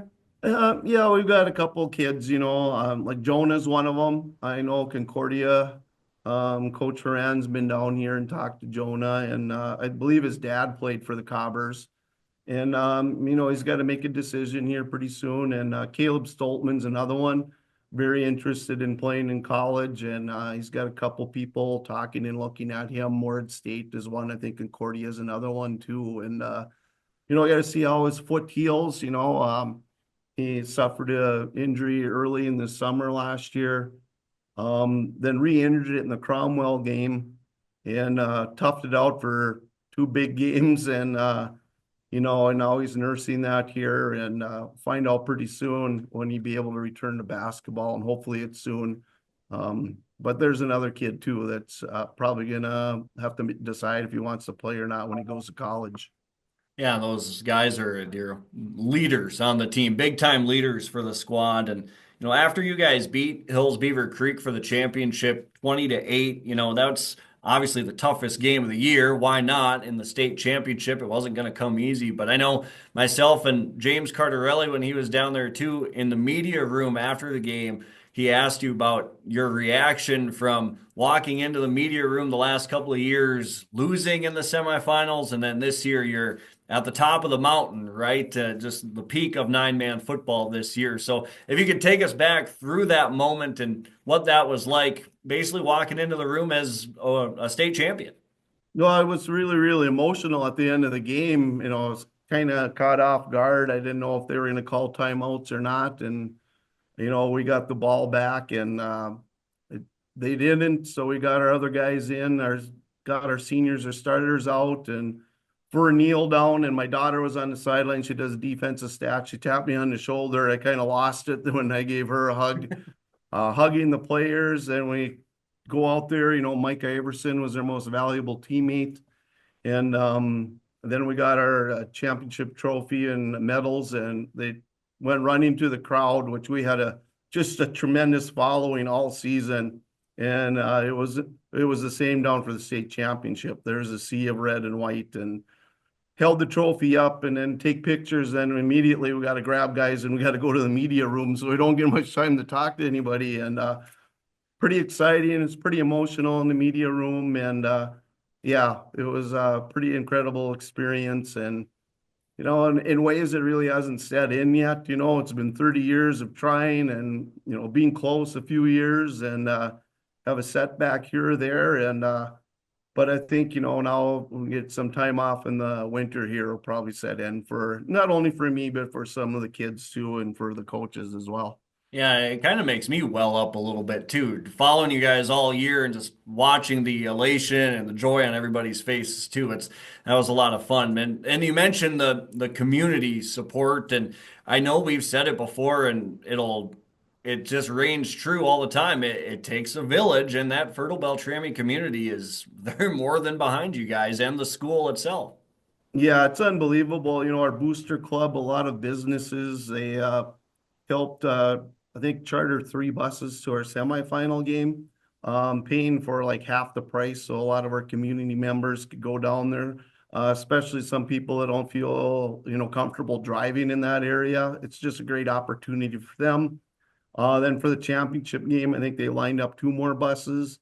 It's just been unbelievable. Clear Image, after we won the state championship, they're donating T-shirts, state championship T-shirts to all the players, coaches, stats, and cheerleaders. So it's just unbelievable. And yeah, the support. We had a big welcome home that night. And then Booster Club had some pulled chicken and nachos up at Smokehouse for everybody that wanted to go up there. And it was just a great community support and a great time. Yep. So we're still a long ways off, obviously, just starting 2025. But when do you get back into football mode and start thinking about next year? Well, I've been breaking a lot of film down and make a highlight tape. So I catch myself watching a lot of things we didn't do right and maybe putting down some notes for that. It'll go down to the Minnesota football coaches clinic, the Gopher Clinic, I call it. And every year I go down there, I try to get a couple things. Last year, a big thing was one of our 2-point conversion plays we ran to death. This year, I think we scored like 19 out of like 21 times running that play. Is one of the plays I got down there and ran it out of a couple different formations. So kind of starts there. And then our spring football, I call it, which is track for the guys, get them out there running. And not going to lie, some days maybe, their conditioning is run fly routes and have somebody throw them a ball or something. But, it starts there and then kind of overlaps track into football by the time we get done with state track. And we've already had mini camps and we've already probably been to the Concordia 7-on-7 tournament. And, it cranks up, just kind of flows right into another one. And, right around that August 1st is when it started getting like a lot of the equipment ready and things like that. And it comes up quick. Coach Brian Nelson of the Fertile-Beltrami Falcons with us on the YourLiveEvent.com Coaches Show. A little year in review after the state championship run for the Falcons here, first time ever. Brian, appreciate the time. Looking forward to next year already. I'm not quite in football mode. Still got to get through basketball, but we're looking forward to next year already, and I appreciate you talking with us. Well, thank you, and thank you for the coverage. You guys are just awesome this year. Right now, head coach Elliott Belquist joins us, and thanks, Coach, for joining us here on your live event. And we got to talk about the 9-man state championship for the Rockets of New Rockford-Sheyenne-Maddock as they beat Lemoore Litchfield Marion in that state championship game. It was at the Fargo Dome November 15th, and they finished their season at perfect 12-0, and they beat the Lobos there 62-26 in that state championship game. And we're going to talk about that, and we're going to talk about the winter sports season here for the Rockets and everything. But first, let's kind of start things off. Winning that state championship, going undefeated 12-0. What is it? How does it feel for your team and yourself and everything? Accomplishing such a monumental, winning that state championship in 9-man this year. Well, a lot of it, it just goes back to last season and the way that one ended. And, we felt like we had a pretty good team last year. And those seniors or those juniors on that team and those sophomores on that team that played a lot, they really saw what it took out of those seniors last year when we lost that one. And I think that really stuck in their head all off season. And I haven't seen a group of guys commit themselves to just being in stuff and working out and just doing everything they possibly can to better themselves for an upcoming season, as I did with this crew between our seniors and juniors and sophomores. People always say the kids committed and did all that.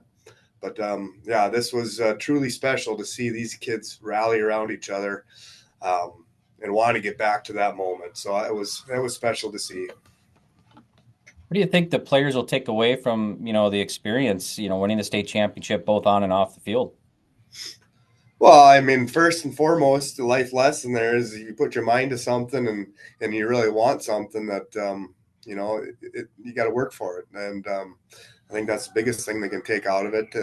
You can have your dreams and do all that, but if you don't have hard work and commitment towards it, it's probably not going to happen. So, that was good for them to see that and just to rally around each other, stick together in the off season and in the summers when we're going to team camps and doing all that, and just keep fighting day by day and try to get better every day is what all coaches try to say. And that's what the kids got to do these days to get better and want to win big games. Can you comment on some of the players at the Dakota Bowl and even in the regular season that helped you get to the Dakota Bowl and win that Dakota Bowl? Yeah, I mean, I feel like we got a lot of good players, and I don't want to leave anyone out. But, it starts with our defense.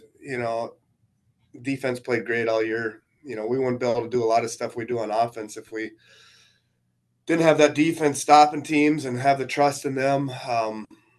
Just everyone that plays on defense was just really committed into giving their all in every play and not taking plays off. And it starts up front with the D line and Brody and Carter. I felt like were two guys that really controlled the inside of the field there and allowed our linebackers to run free and they took up a lot of double teams, and you get two kids that they're heavier, 270 and 230 with Carter and Brody, and not only heavy but they're strong and fast, So I mean, it takes a lot of pressure off of you on at the linebacker and DN spot. So those two were kind of the anchors all year. You know, and then our DNs played great, I thought, all year with Alex Weisenberger and Colton Green stepped in there when Easton Benz kind of got dinged up later in the year. Those three kind of took care of that DN spot, and they did, just a learning curve for all of them. Alex is a kid that had torn ACL last year, so he hurt that the first game of the year, so he hadn't played a game for over a year, and it was good to see him get back out there and have the year that we knew he's capable of having. And that kid, I got to hats off to that kid. Some of these kids, they go through some of these injuries and you don't know how they're going to take it. They can give up or not work so hard or feel sorry for themselves. And that kid, he committed to the weight room. Between the school weight room and the fitness center uptown, I mean, I don't know. There wasn't too many times you go by there and his car wasn't there, just working out on his own. He didn't need anyone pushing him. He just was self-committed.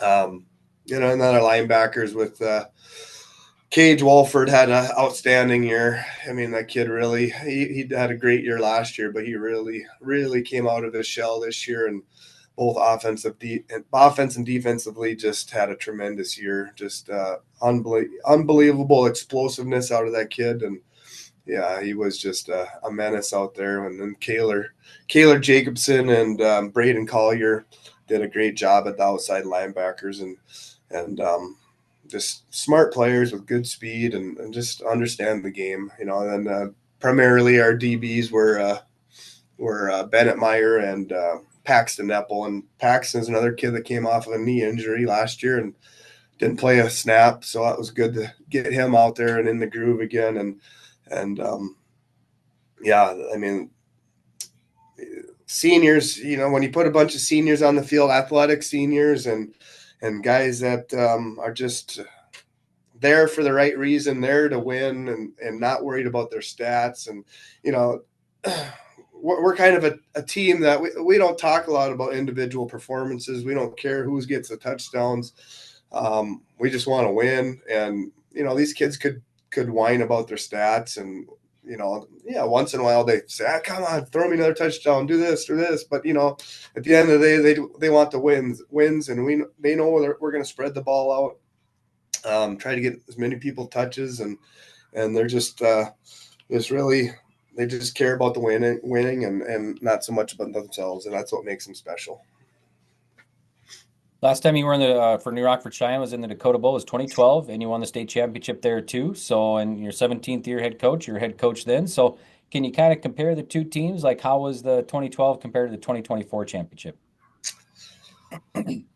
Well, 2012 was we had a lot closer games. I know that. I think, first round we almost lost to Lemoore. We won in the last 30 seconds, and then we had a tight one with Lakota. Then we had pulled away from Cavalier in the semis, and then we had a tight championship game where we came from behind and then opened it up in the second half.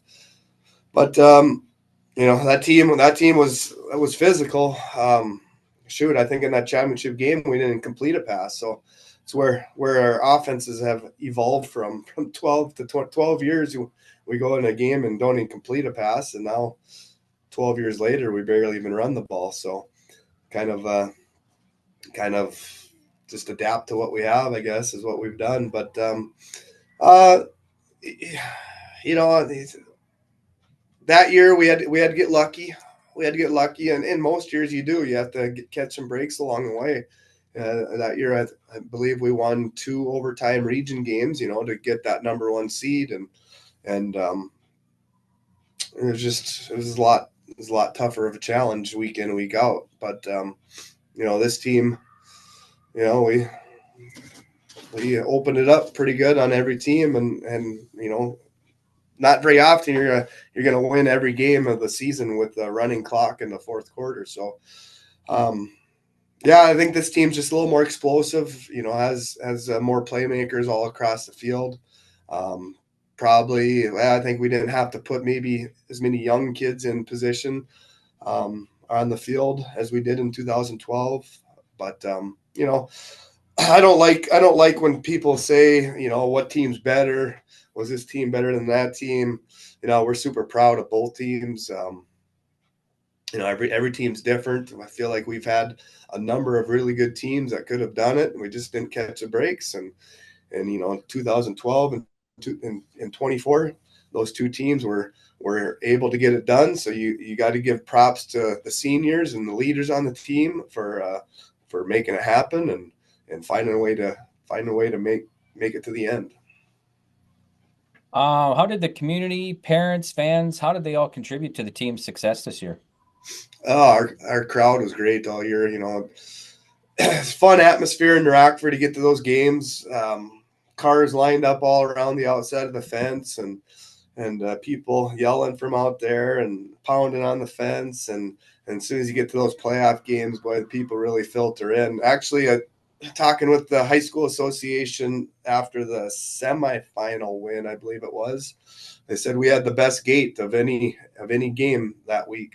So and that was pretty cool. And it was a huge matchup between Walker Broughton and West Hope and us. And yeah, it was unbelievable atmosphere. And our fans, you know, since we joined the two communities of or two schools and three communities of Rockford-Sheyenne and Maddock, boy, the communities have really come together and really come out and support the kids, which is awesome to see. You know, and obviously it takes winning. If we didn't win, I think the last 2 years since this co-op, I believe we're 22-1 or something like that.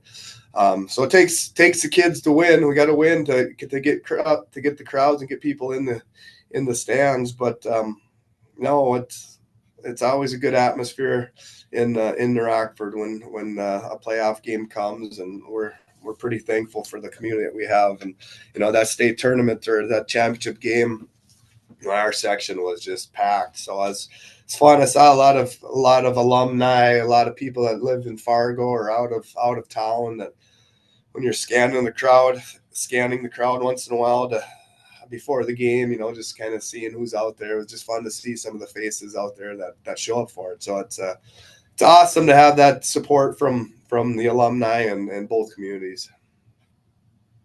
Okay, sounds great. Well, thanks so much, Coach, for joining us here. And one more before we let you go. Of course, you're also the athletic director there in New Rockford. So, you know, fall sports has ended. We're on to the winter. You're the head girls basketball coach. You got boys basketball, archery. You got a hockey player heading to Devil's Lake this year too, right? Yeah. We got a couple kids going to Carrington for wrestling, and hockey player in Devil's Lake.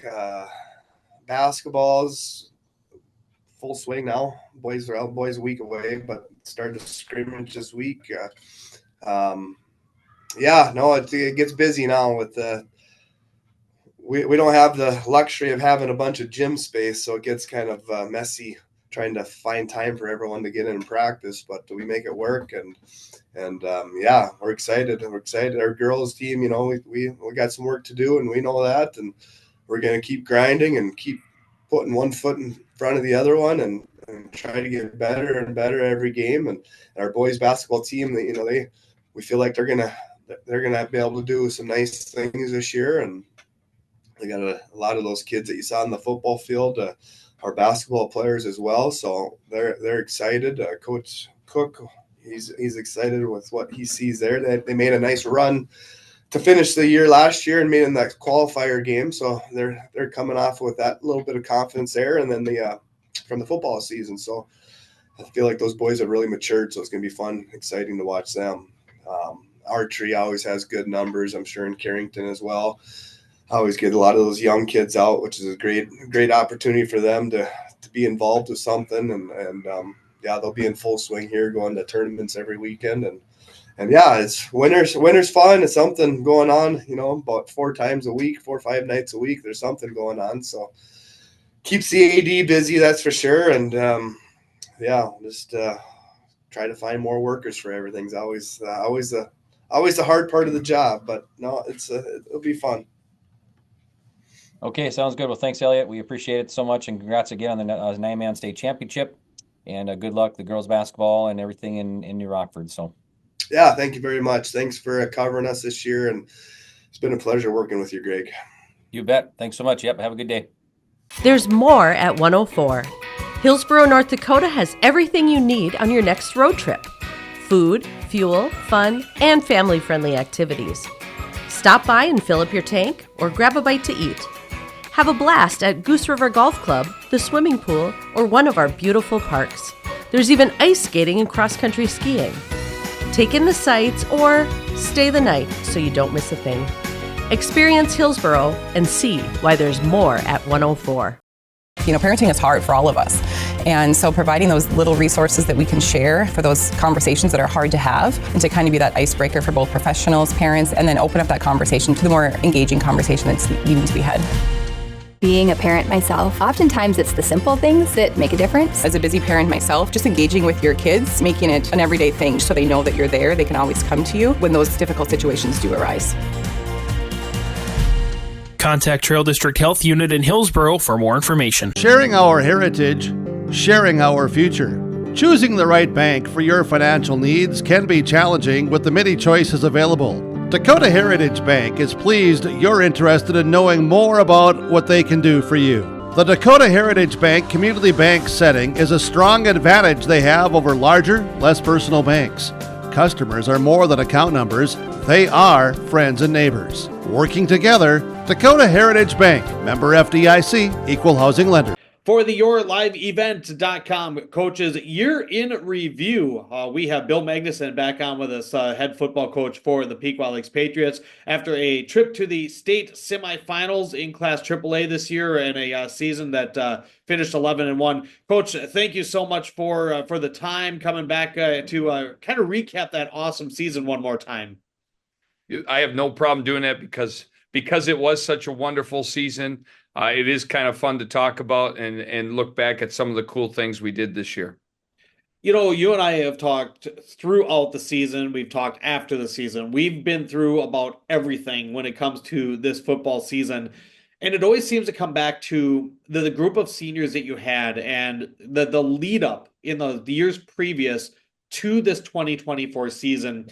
When you look back at it now, Bill, now that you've kind of gone through all of the recaps and everything of the season, with the group from the off season and especially the summer leading into it, it seems to me like you had to know that a season like this was certainly capable of your team. Definitely we did. When you stop and look at the path that this team took, about 3 or 4 of them played as freshmen. And they were on a 1-8 football team. It was the year of all the starters are injured year. We had 8 starters out, and we went 1-8, and it was a rough year for Patriot football. But the next year, that experience started to pay off. That all those kids played. I think we went 8-3 their sophomore year.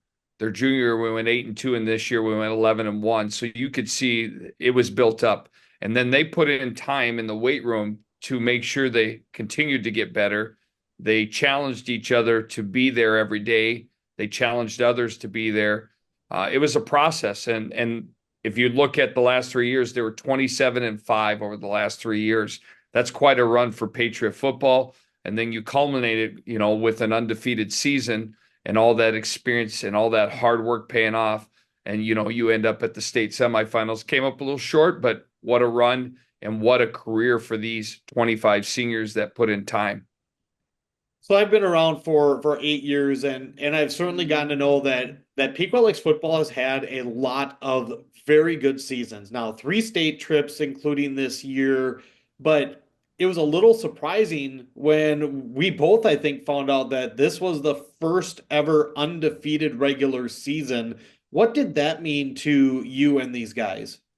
I think it meant a lot to them. I was a little surprised by that too, Devin, that we were the first ones. We have some history buffs in town, and they kind of, confirmed that, yeah, this is probably the first undefeated season. I think it goes to show that, again, to finish undefeated in our area is tough. You look at the district we used to play in with the DGFs, the Perhams and all that.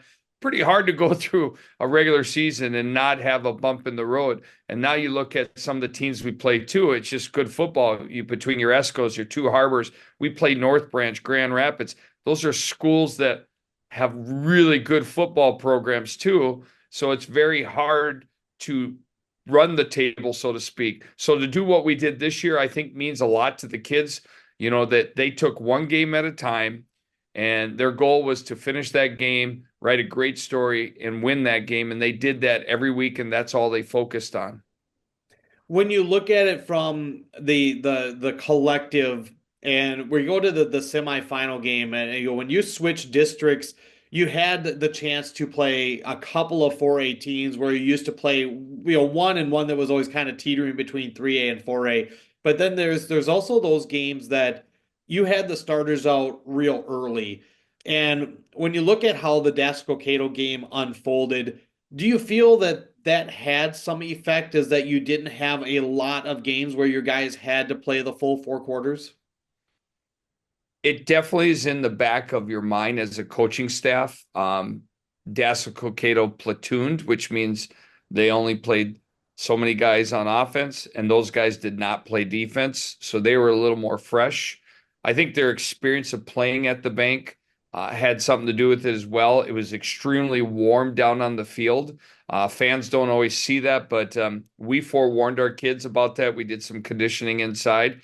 If we make it back there again, we're going to tweak some things some more too. But yes, our kids, we joke, but our JV team probably had more varsity minutes than our actual varsity team, our starters, just because of how successful we were this year. A lot of our JV played quite a few minutes.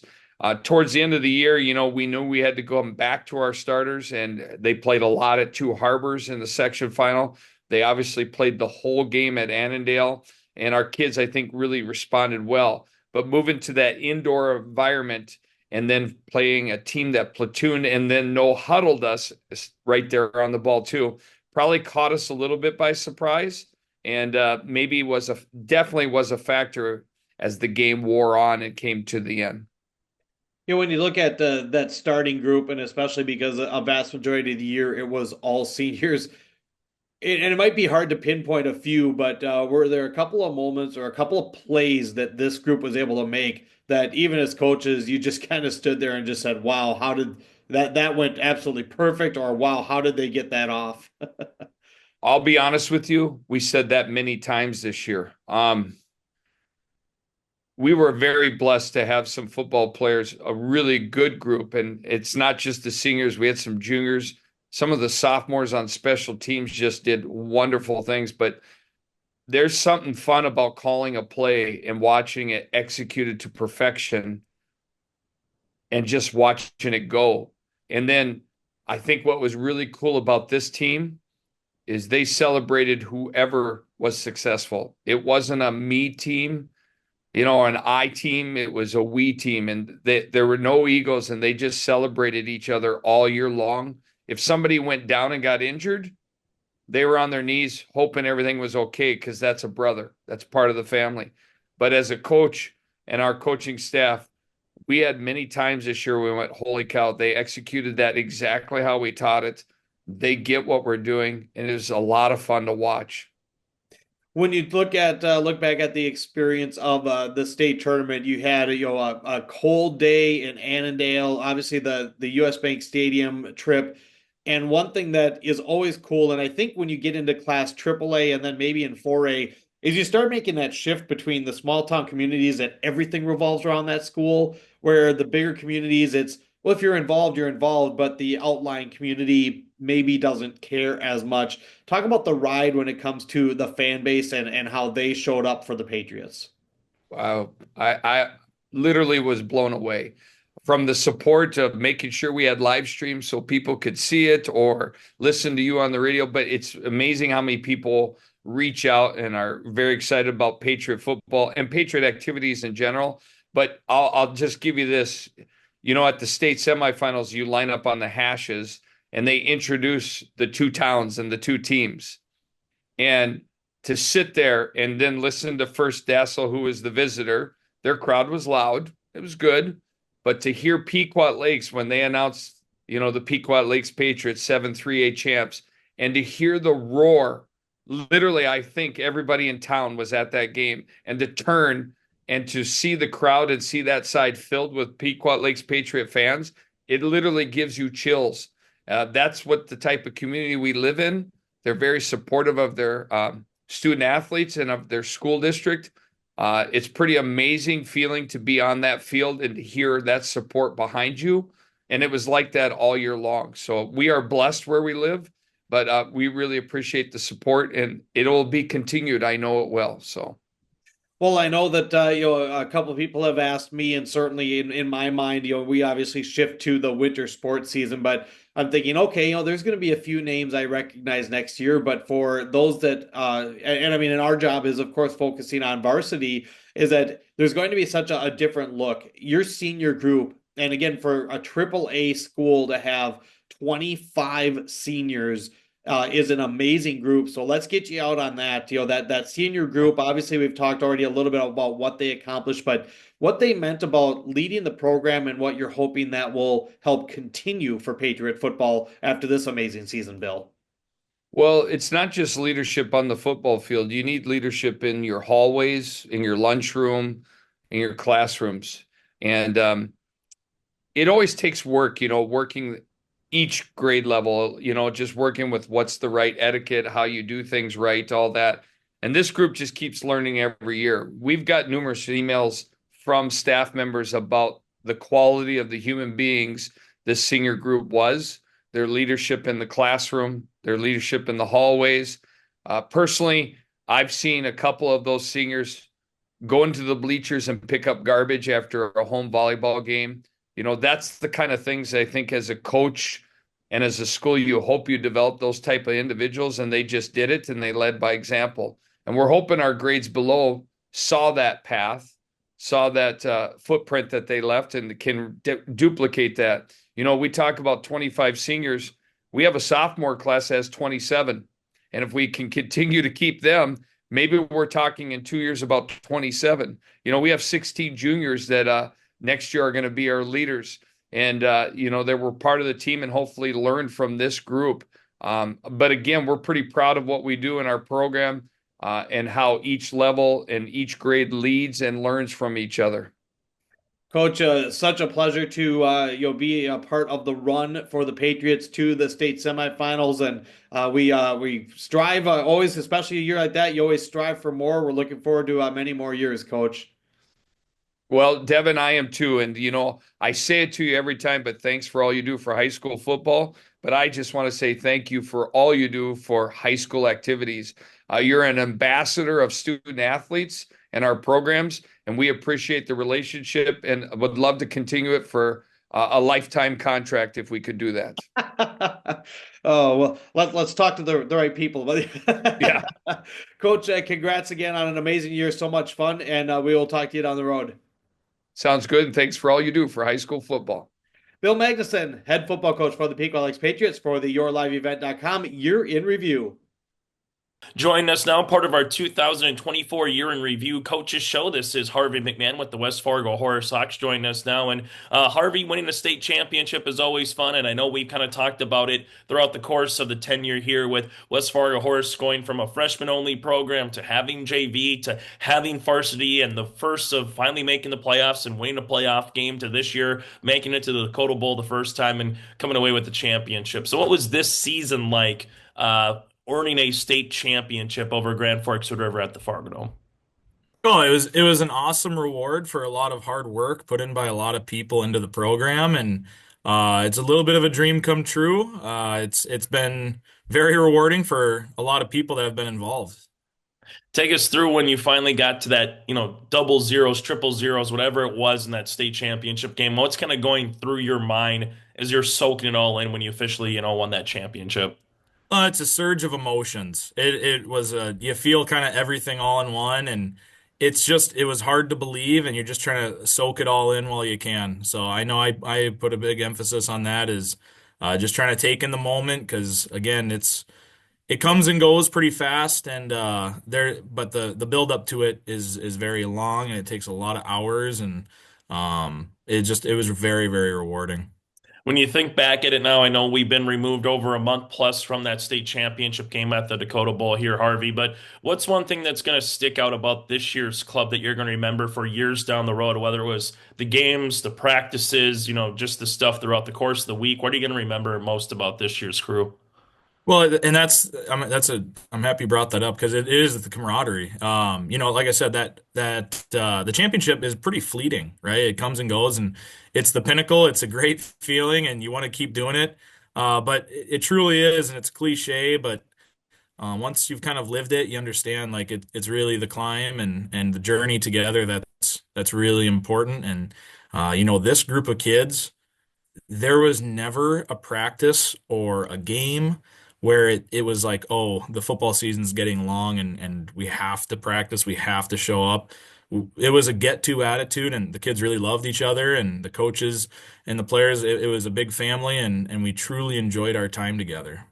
I know it's different for every program. For some that have been around for a while, some like yourself, you're still having these building blocks throughout the course of a year to get to where you are. Next year, you go up to 3A, so a little something new. But what does it mean for the seniors from last year to the seniors from this year that are moving on to college or moving on to the next thing in life that also have a chance, specifically from a football standpoint, Harvey, to get scholarship opportunities, to get opportunities to play at the D3, NAIA, JUCO, levels, and moving on up to Division II, Division I, seeing where some of these guys are maybe getting offers. How fun is that to see the progression as well of these athletes having a chance to play at the next level? Oh, it's so rewarding. The recruiting process, I try to stay out of it a little bit because this is a fun opportunity for those kids to get in there, go meet other staffs that aren't me, and go build new relationships. And I'm really looking forward. Taylor Stefanowitz just committed to Valley City State a couple days ago. Gavin Olson from the first year is playing at Jamestown. Dylan Johnson's playing at Concordia. And so it's super fun for me because those guys are still texting me, and I can't wait to go watch them on Saturdays. And it's really cool because the football side of it, that's a tangible reward, is extending your career.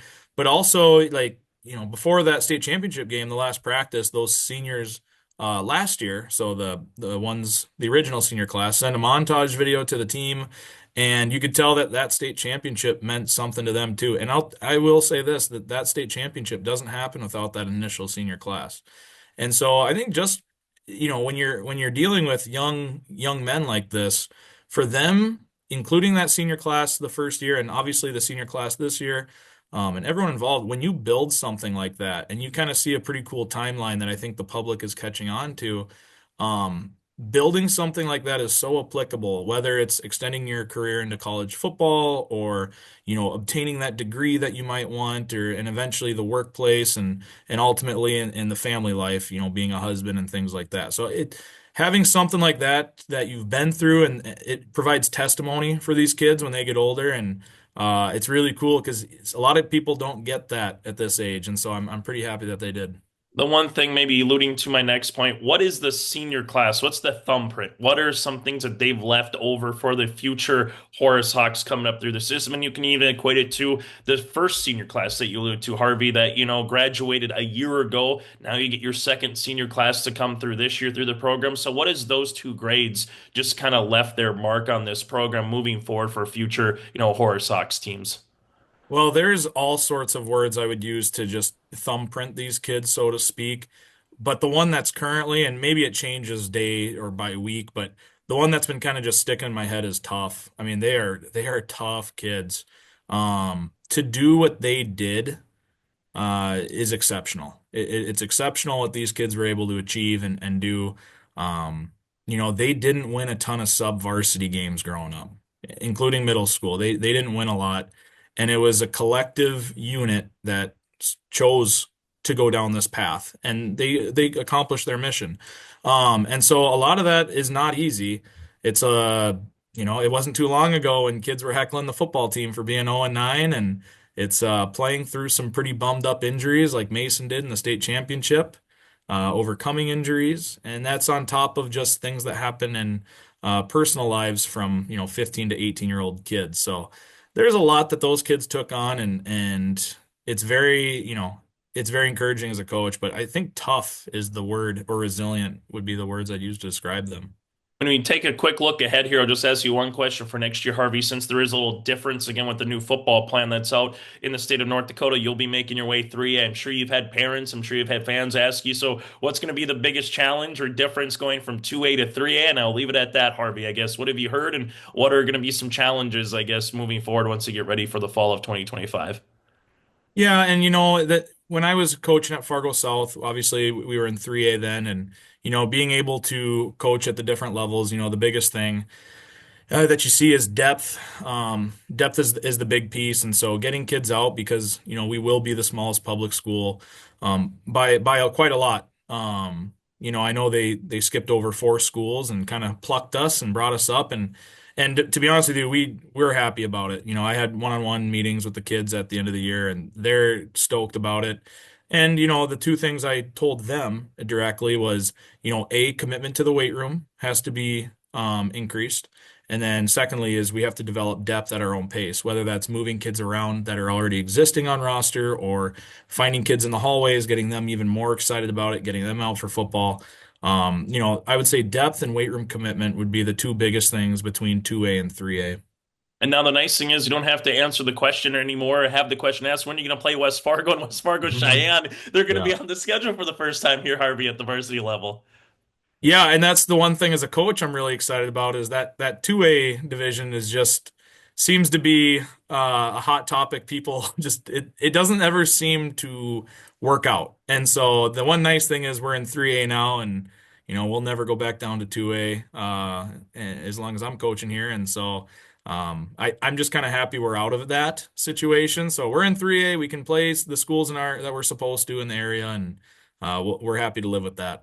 We'll end on this note here, Harvey. Just what's the last couple of weeks been like? Just take us through the community. Just take us through the school. Just take us through your assistant coaches that were on the staff. What's the last couple of weeks been like when you had those end of season meetings, when you had those opportunities to come together one more time, win a state championship? How much were you able to savor it a little more? As you said, once you get to the dome, you're waiting around for the first 2 games to see when your game's going to officially, kick off. Then you finally get to kick off. You win, then okay, you got to go because 3A's, coming up and they're getting ready for their game. So what was that last, 4 or 5 days, week or 2 after the state championship like for you as a head coach? Well, the first couple of weeks were a little bit of a whirlwind. It still felt like I was in season, but the last probably 2 weeks have been really nice. I've been able to kind of finally wrap my head around it and kind of come to terms with, how everything went down. A little bit different. I've never had a season where, usually it's goodbye, we lost. And in this situation, it's like ending on a happy note. So it just felt a little different.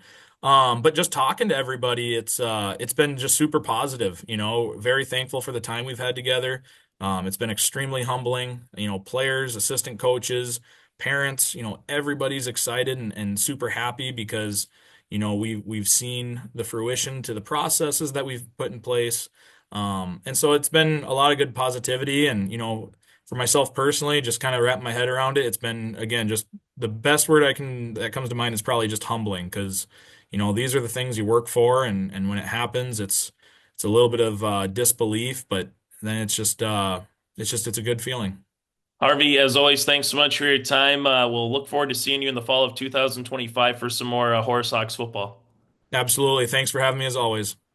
Welcome back to the Your Live Event Coaches Show. It is the year-ender here for 2024.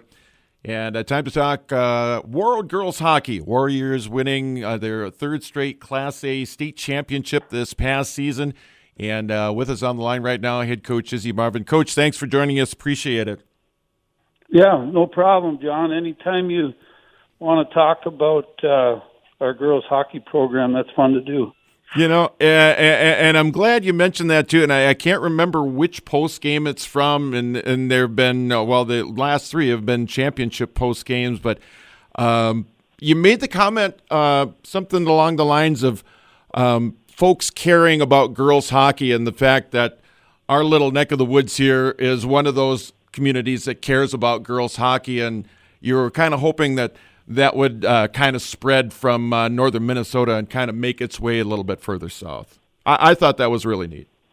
Yeah, well, it's I guess the point was it's nice to coach in a town where it matters, and when I was saying that, we get from the beginning, I think maybe it started with Cal and Ron Tweet and my brother Mike and some of those, and maybe others too, but from the start, our program was offered equal ice and they just had the backing, so like there's still a lot of towns that carry their own equipment to the rink because they don't have a locker room, and we get what the boys get, and we're fortunate for that in Warroad. A lot of towns don't. So it was a big moment for our team. I think I said that after we went back to back in 23. Mm-hmm. And like I said, we're very fortunate to play our home games in the Gardens.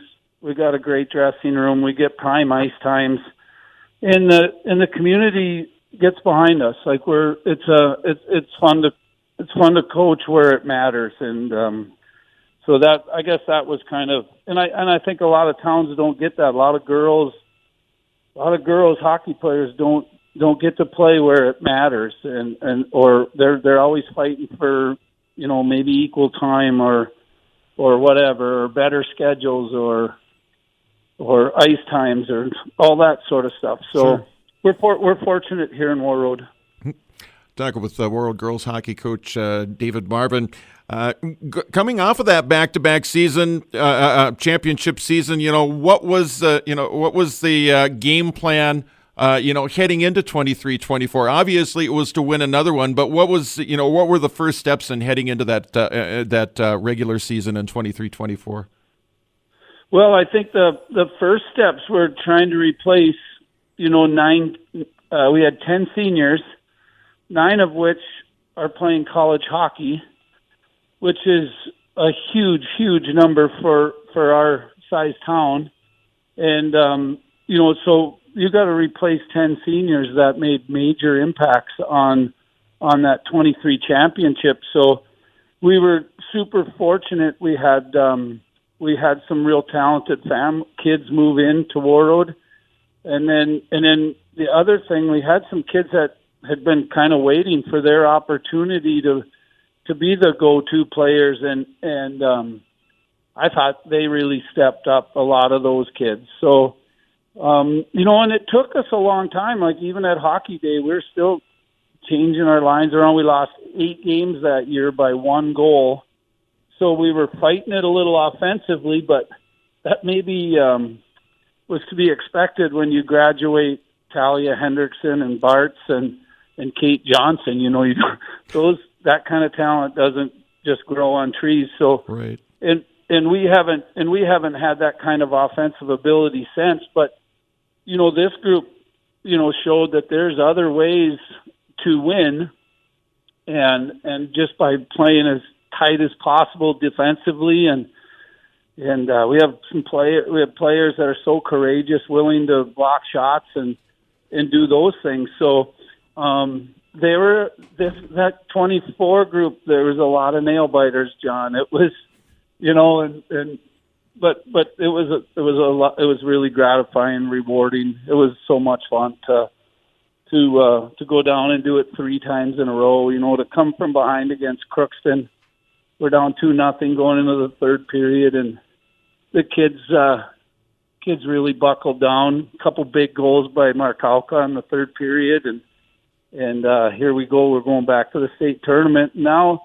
And now we got, we're playing pretty free. We got no expectations, and we get rival Hermantown in game 1, and we go to overtime, and Taylor Reese gets a big goal, and our goaltender plays great, and then we get the number 1 team in the state in Holy Angels, and who beat us earlier in the season, and we have another good game, and we beat them, and now all of a sudden we find ourselves back in the championship against a Dodge County team that had knocked off Orono, and and then we got some bounces and beat Dodge County. So it was amazing. It was such a great playoff run that we were never looking ahead. We were just always trying to figure out the next game.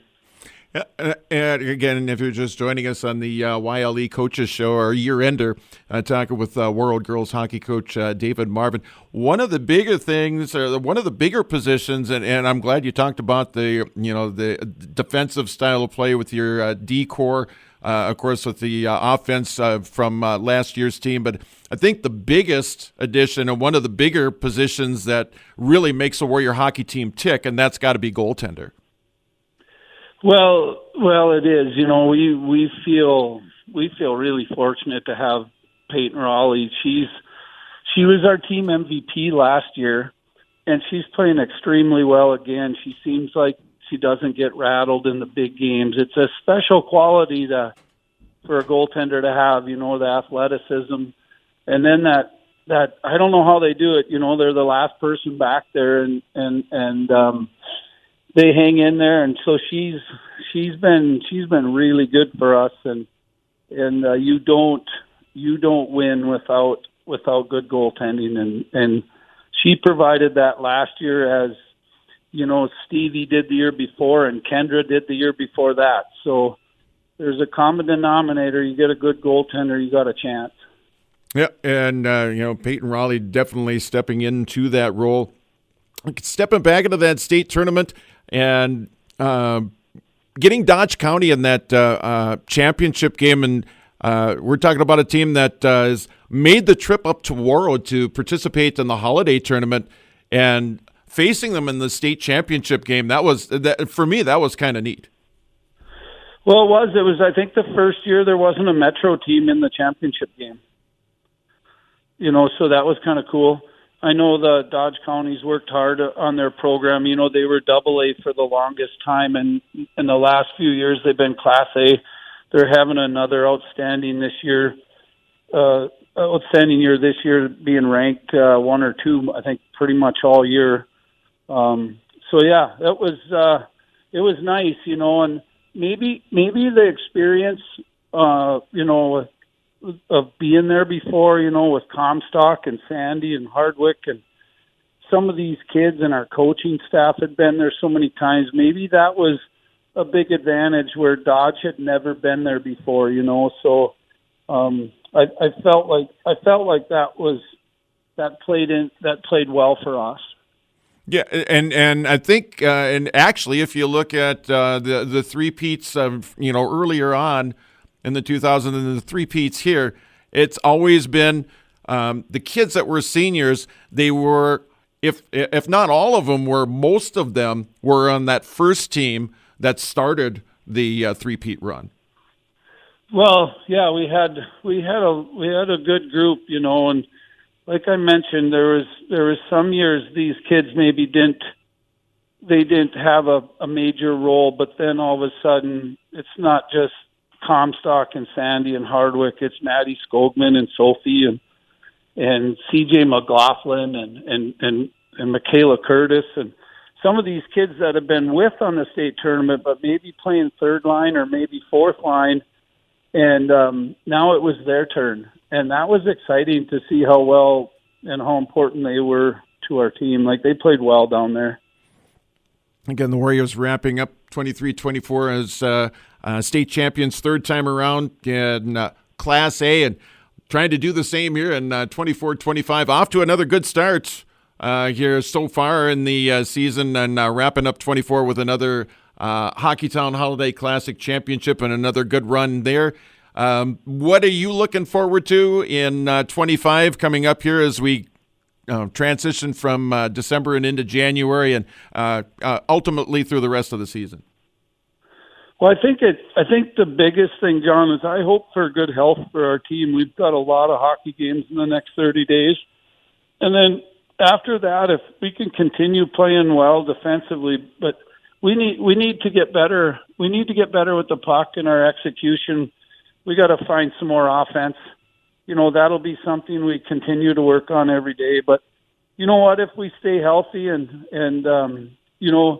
there's a belief in our dressing room now because of what they accomplished last year, and not every dressing room can say they have that belief, and our kids they have that And because they earned it last year, and so they know it's possible. The Class A field is deep this year. I was looking at it, recently, and there's a lot of good hockey teams. The Class A team beat the number 1 AA team the other night, and so it's gonna be very competitive, but you got to get through your section, and you can't ever overlook that. You got to get through your section, and then you give yourself a chance. And that's what our goal each year is: take care of your section, make sure you do what you have to do to win, and then if you get to St. Paul, it's up for grabs. And I think it's really up for grabs this year. He is the head coach of the 3-time state Class A champion Warroad girls hockey team. He's David Marvin. He's joining us on the year-ending Your Live event Coaches Show. Coach, you appreciate it. Again, congrats on the three-peat in the Class A girls hockey tournament. Great start to the 24 part of the 24-25 season. Look to hear from you down the road, but you have a happy new year, and we'll talk to you again real soon. All right, John. Well, I can't take the credit. I got a great staff. We've got with Blake and Layla and Coach Comstock and Demi. So a lot of the praise has to go to them guys. I get to coach with the best staff in the state. So we're fortunate for that. All right, very good. Appreciate it as always, and we'll talk to you real soon. See ya. All right. That is Warroad girls hockey coach David Marvin on the Your Live Event Coaches Show. Senior spotlight this week, it comes from the Hawley High School. It's Ingrid Rustad. She's going to join us to talk a little bit about the senior year and, of course, her career and a lot of other things to discuss here with Ingrid as we recap 2024 as well, heading into the new year. But Ingrid, first off, thanks for the time here during the break. I know we reached this stage of the year, and now, of course, we're transitioning into the new year, but from your standpoint as a senior, half your year is gone. Has it been going by as quickly as it seems on my end anyway? Yes, it's been going by super fast, and especially for how long the volleyball season went, it went by so fast. We want to talk about that. So senior year for you has been very memorable at this stage. Your Hawley Nuggets became state champions in Class AA this year. I know that's just something I still kind of find myself smiling when I think about it, because that is, as we talked about during the first time a team has won a state championship as the Hawley Nuggets is known. There was a cross-country title that's shared with a co-op at one time, but an incredible achievement. And your season was filled with everything, right? You had a little bit of everything throughout the year. It was a challenging year, but it's never easy. To win a state championship, I mean, how do you put that in perspective? I'm not really sure. I'm still shocked when I think about it. I'm like, we won state? Really? Because when I think about other teams winning state, I'm like, wow, they're so good. That's really cool. And then when we did that, it was just still shocking. I can't believe we did that. And the challenges that we went through during the season just made it even better when we did win state, because all the hard work that we put out did during the whole entire season and worked together, it just was even better.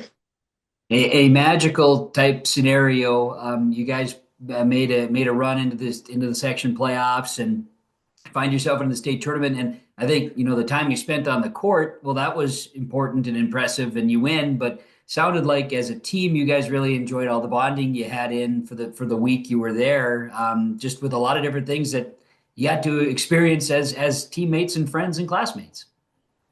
Yeah, our team is pretty tight, so we all love hanging out with each other, and we just all work well together. We just mend it. I don't know, it just worked really well. It's all right not to be able to explain it. It's never happened in the school's history before, so there's reason for that. that is going to, like you said, it carries over. So you have a season of volleyball that stretches into the basketball season for a girls sports. So it's taken your girls basketball season, a couple of days to get started, right? But you've been playing, I mean, you're really nonstop, right? You go from volleyball right into basketball. So what's that transition been like for you here your senior year on the court? I think it's been a little challenging because we got like a new coach and Izzy was kind of like our leader on the basketball court. And so it's been a little tough to adjust with that, with her not being there, and then learning so many new skills of like defenses and offenses and plays. It's just been a learning experience and it's been a little challenging, but we've been getting better each game and starting to improve. Here during the Christmas break, you had an opportunity. Your team did play at the Granite City Classic, something that Hawley girls basketball has been a part of, and the boys too, for that matter, the last few years. Beneficial. I know for me, I enjoy it if I can get a break. I like to take it, But this is an overnight experience for your team. You feel it was a good thing for your squad at this stage? Yeah, I think it was very good. We played two teams that were very physical and aggressive, and they had good shooters and stuff. And I think it was good for us to play with the physicality because it just makes us stronger. And the play was a lot faster too, so we got to adjust to that and learn how to play with that speed also. Very good. And then you mentioned Izzy Steer as someone that obviously on the basketball court you're missing this year as a leader, but you missed her and kind of had to go through that challenge during the volleyball season as well as just as someone that's teammate, classmate. I'm sure that does matter. So how do you guys pick up when that piece is missing? Everyone on the team has to take another step up and work extra hard because we did lose a very valuable person on our team. And so it takes everyone to just raise to the level and just work harder. You mentioned Izzy. So just before Christmas break, you guys were able to have a signing day and be able to share some great news of both you and your classmate and teammate Izzy Steer both signing national letters of intent to go and play sports collegiately. For Izzy, it's basketball, and then for you, traveling not too terribly far down the road to NDSCS for volleyball. So what went into that decision to choose a school and ultimately continue playing sports? I think ending our volleyball season, it was like such a high, I think, and I've always loved playing volleyball, and I really liked the coach at NDSCS, and the team seemed really close, just like our team. And I was just excited. I was like, I think this would be really fun, and it would be something like that I could learn, and it'd be new and still continuing something that I love. It's kind of a stepping stone, to a point, right? Too, because NDSCS could catapult you beyond that. Do you think that had you made a decision not to play? Do you think you find yourself maybe at college saying, "I really wish I would have played"? Making this decision now to give yourself a chance? You feel solid about that decision?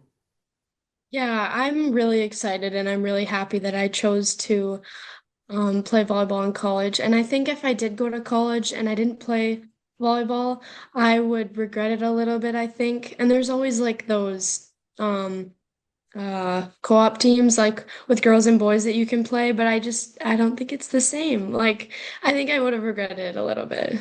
I know a little bit about your competitive energy, and I think playing on the true sport might make a difference for you. Yeah.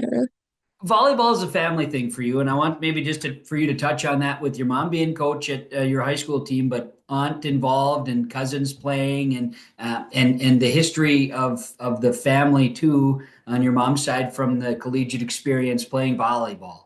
That probably factors in a little bit into your decision to extend the career. Yeah. Our family has always kind of been big into sports, like my mom and like all of her sisters and my cousins too. And it's kind of just been a thing that we've done. And we've all like played volleyball, we all play basketball, like we all just do everything. And volleyball is special because I have two cousins that have played with me, and it just makes it a lot more fun. And yeah, it's just like been something that we've done ever since we've been young, and yeah, it's really It's fun. it's unique. I mean, and I know families often have these ties. Your ties are very it's special, and I'm sure that matters. But from that standpoint, your senior year, still have track and field. Are you going to participate track and field again this spring? Yep. You've had great success there too. Again, just athletics wise, that's been key. But I haven't talked to you much about your school, so let's talk about academics. What's some of your favorite subjects or class structures that you have? I always think of like your math, your science, your English, and social studies, history, whatever. Do you have one of those core classes that's always kind of drawn you a little bit? I think math is probably my favorite. I'm not a big like English person. It's like I like it. Like it's okay, but I'm just not as good at it, so it's just not as fun. But I think math is probably my favorite out of all of them. Fair enough. Have you had a favorite teacher? And if it's too competitive or whatever, that's fine. I don't want to get you in trouble or anything. But have you had a favorite teacher No. throughout your high school experience? Um, I don't I don't know. Uh, mm, I don't think I have. Like I like It's all my teachers. I don't just know. fine. Yeah, it's totally fine. Yeah, that's good enough. I don't. And some people it pops right up. I was going to ask you about role models and maybe who have been some of those people that have stood out for you as you've shaped your time in high school. Who would be some of those role models that you've used and looked up to? I think my mom is a big one. She she's always looking out for everyone except for herself, and she always wants everyone to be included and everyone to feel loved, and she works really hard at everything and she never gives up. And it's a really good example for me because when things get hard and I just know to keep working and keep going and never give up and to also look out for people around me and not just myself, which is good. And then probably my sister too. She's really um goal oriented, and she's running track now at USF, University of Sioux Falls. And so that's really exciting for her. And she's just gone through a lot and she's still working hard and doing school, and yeah. Those are good things. And you mentioned your family; they're a big piece. There's no question about it. And that is, I always find those ties to be really exciting. As far as you close out this school year, do you have, I mean, thoughts of after high school when it comes to you're going to play volleyball at NDSCS, but what are you thinking about your future? Where do you think you're going to study? Those type of things. I think I'll go into business management and get a degree there. And I want to go into cosmetology as well after college. Maybe start my own hair salon. Who knows? Business and hair. Hey, and people always need to get their haircut. There's True. That is I heard true. somebody once say you can't get your hair cut on the internet. It doesn't work. It's true. You can't. No, gotta have people to do hair. I like that. I'm losing mine. Say but other people. Yeah. That's fun. Well, I know that senior year can be a lot of fun. Do you have senioritis? I mean, are you anxious for it to be done, or are you really soaking it up? I think I'm ready. I'm ready to graduate, but I also want to be in the moment and not take it for granted. So, Certainly. Do you participate in anything, for extracurriculars? You talk about your sports. Do you participate in anything else? Band, music, organizations, groups, anything like that? I was in band for a while, not this year, but I'm also in student council and then MHS as well. But yeah. There you go. Some good things to be involved in as well. I guess just a couple quick questions before I let you go, and we can swing into the new year here. But as far as rivalries exist, throughout we talk sports wise, rivalries exist. So do you have a favorite rival that you've played throughout your sports, and or favorite, I don't know, on the track too? It might be something. Anything that kind of stands out as your favorite of the rivalries?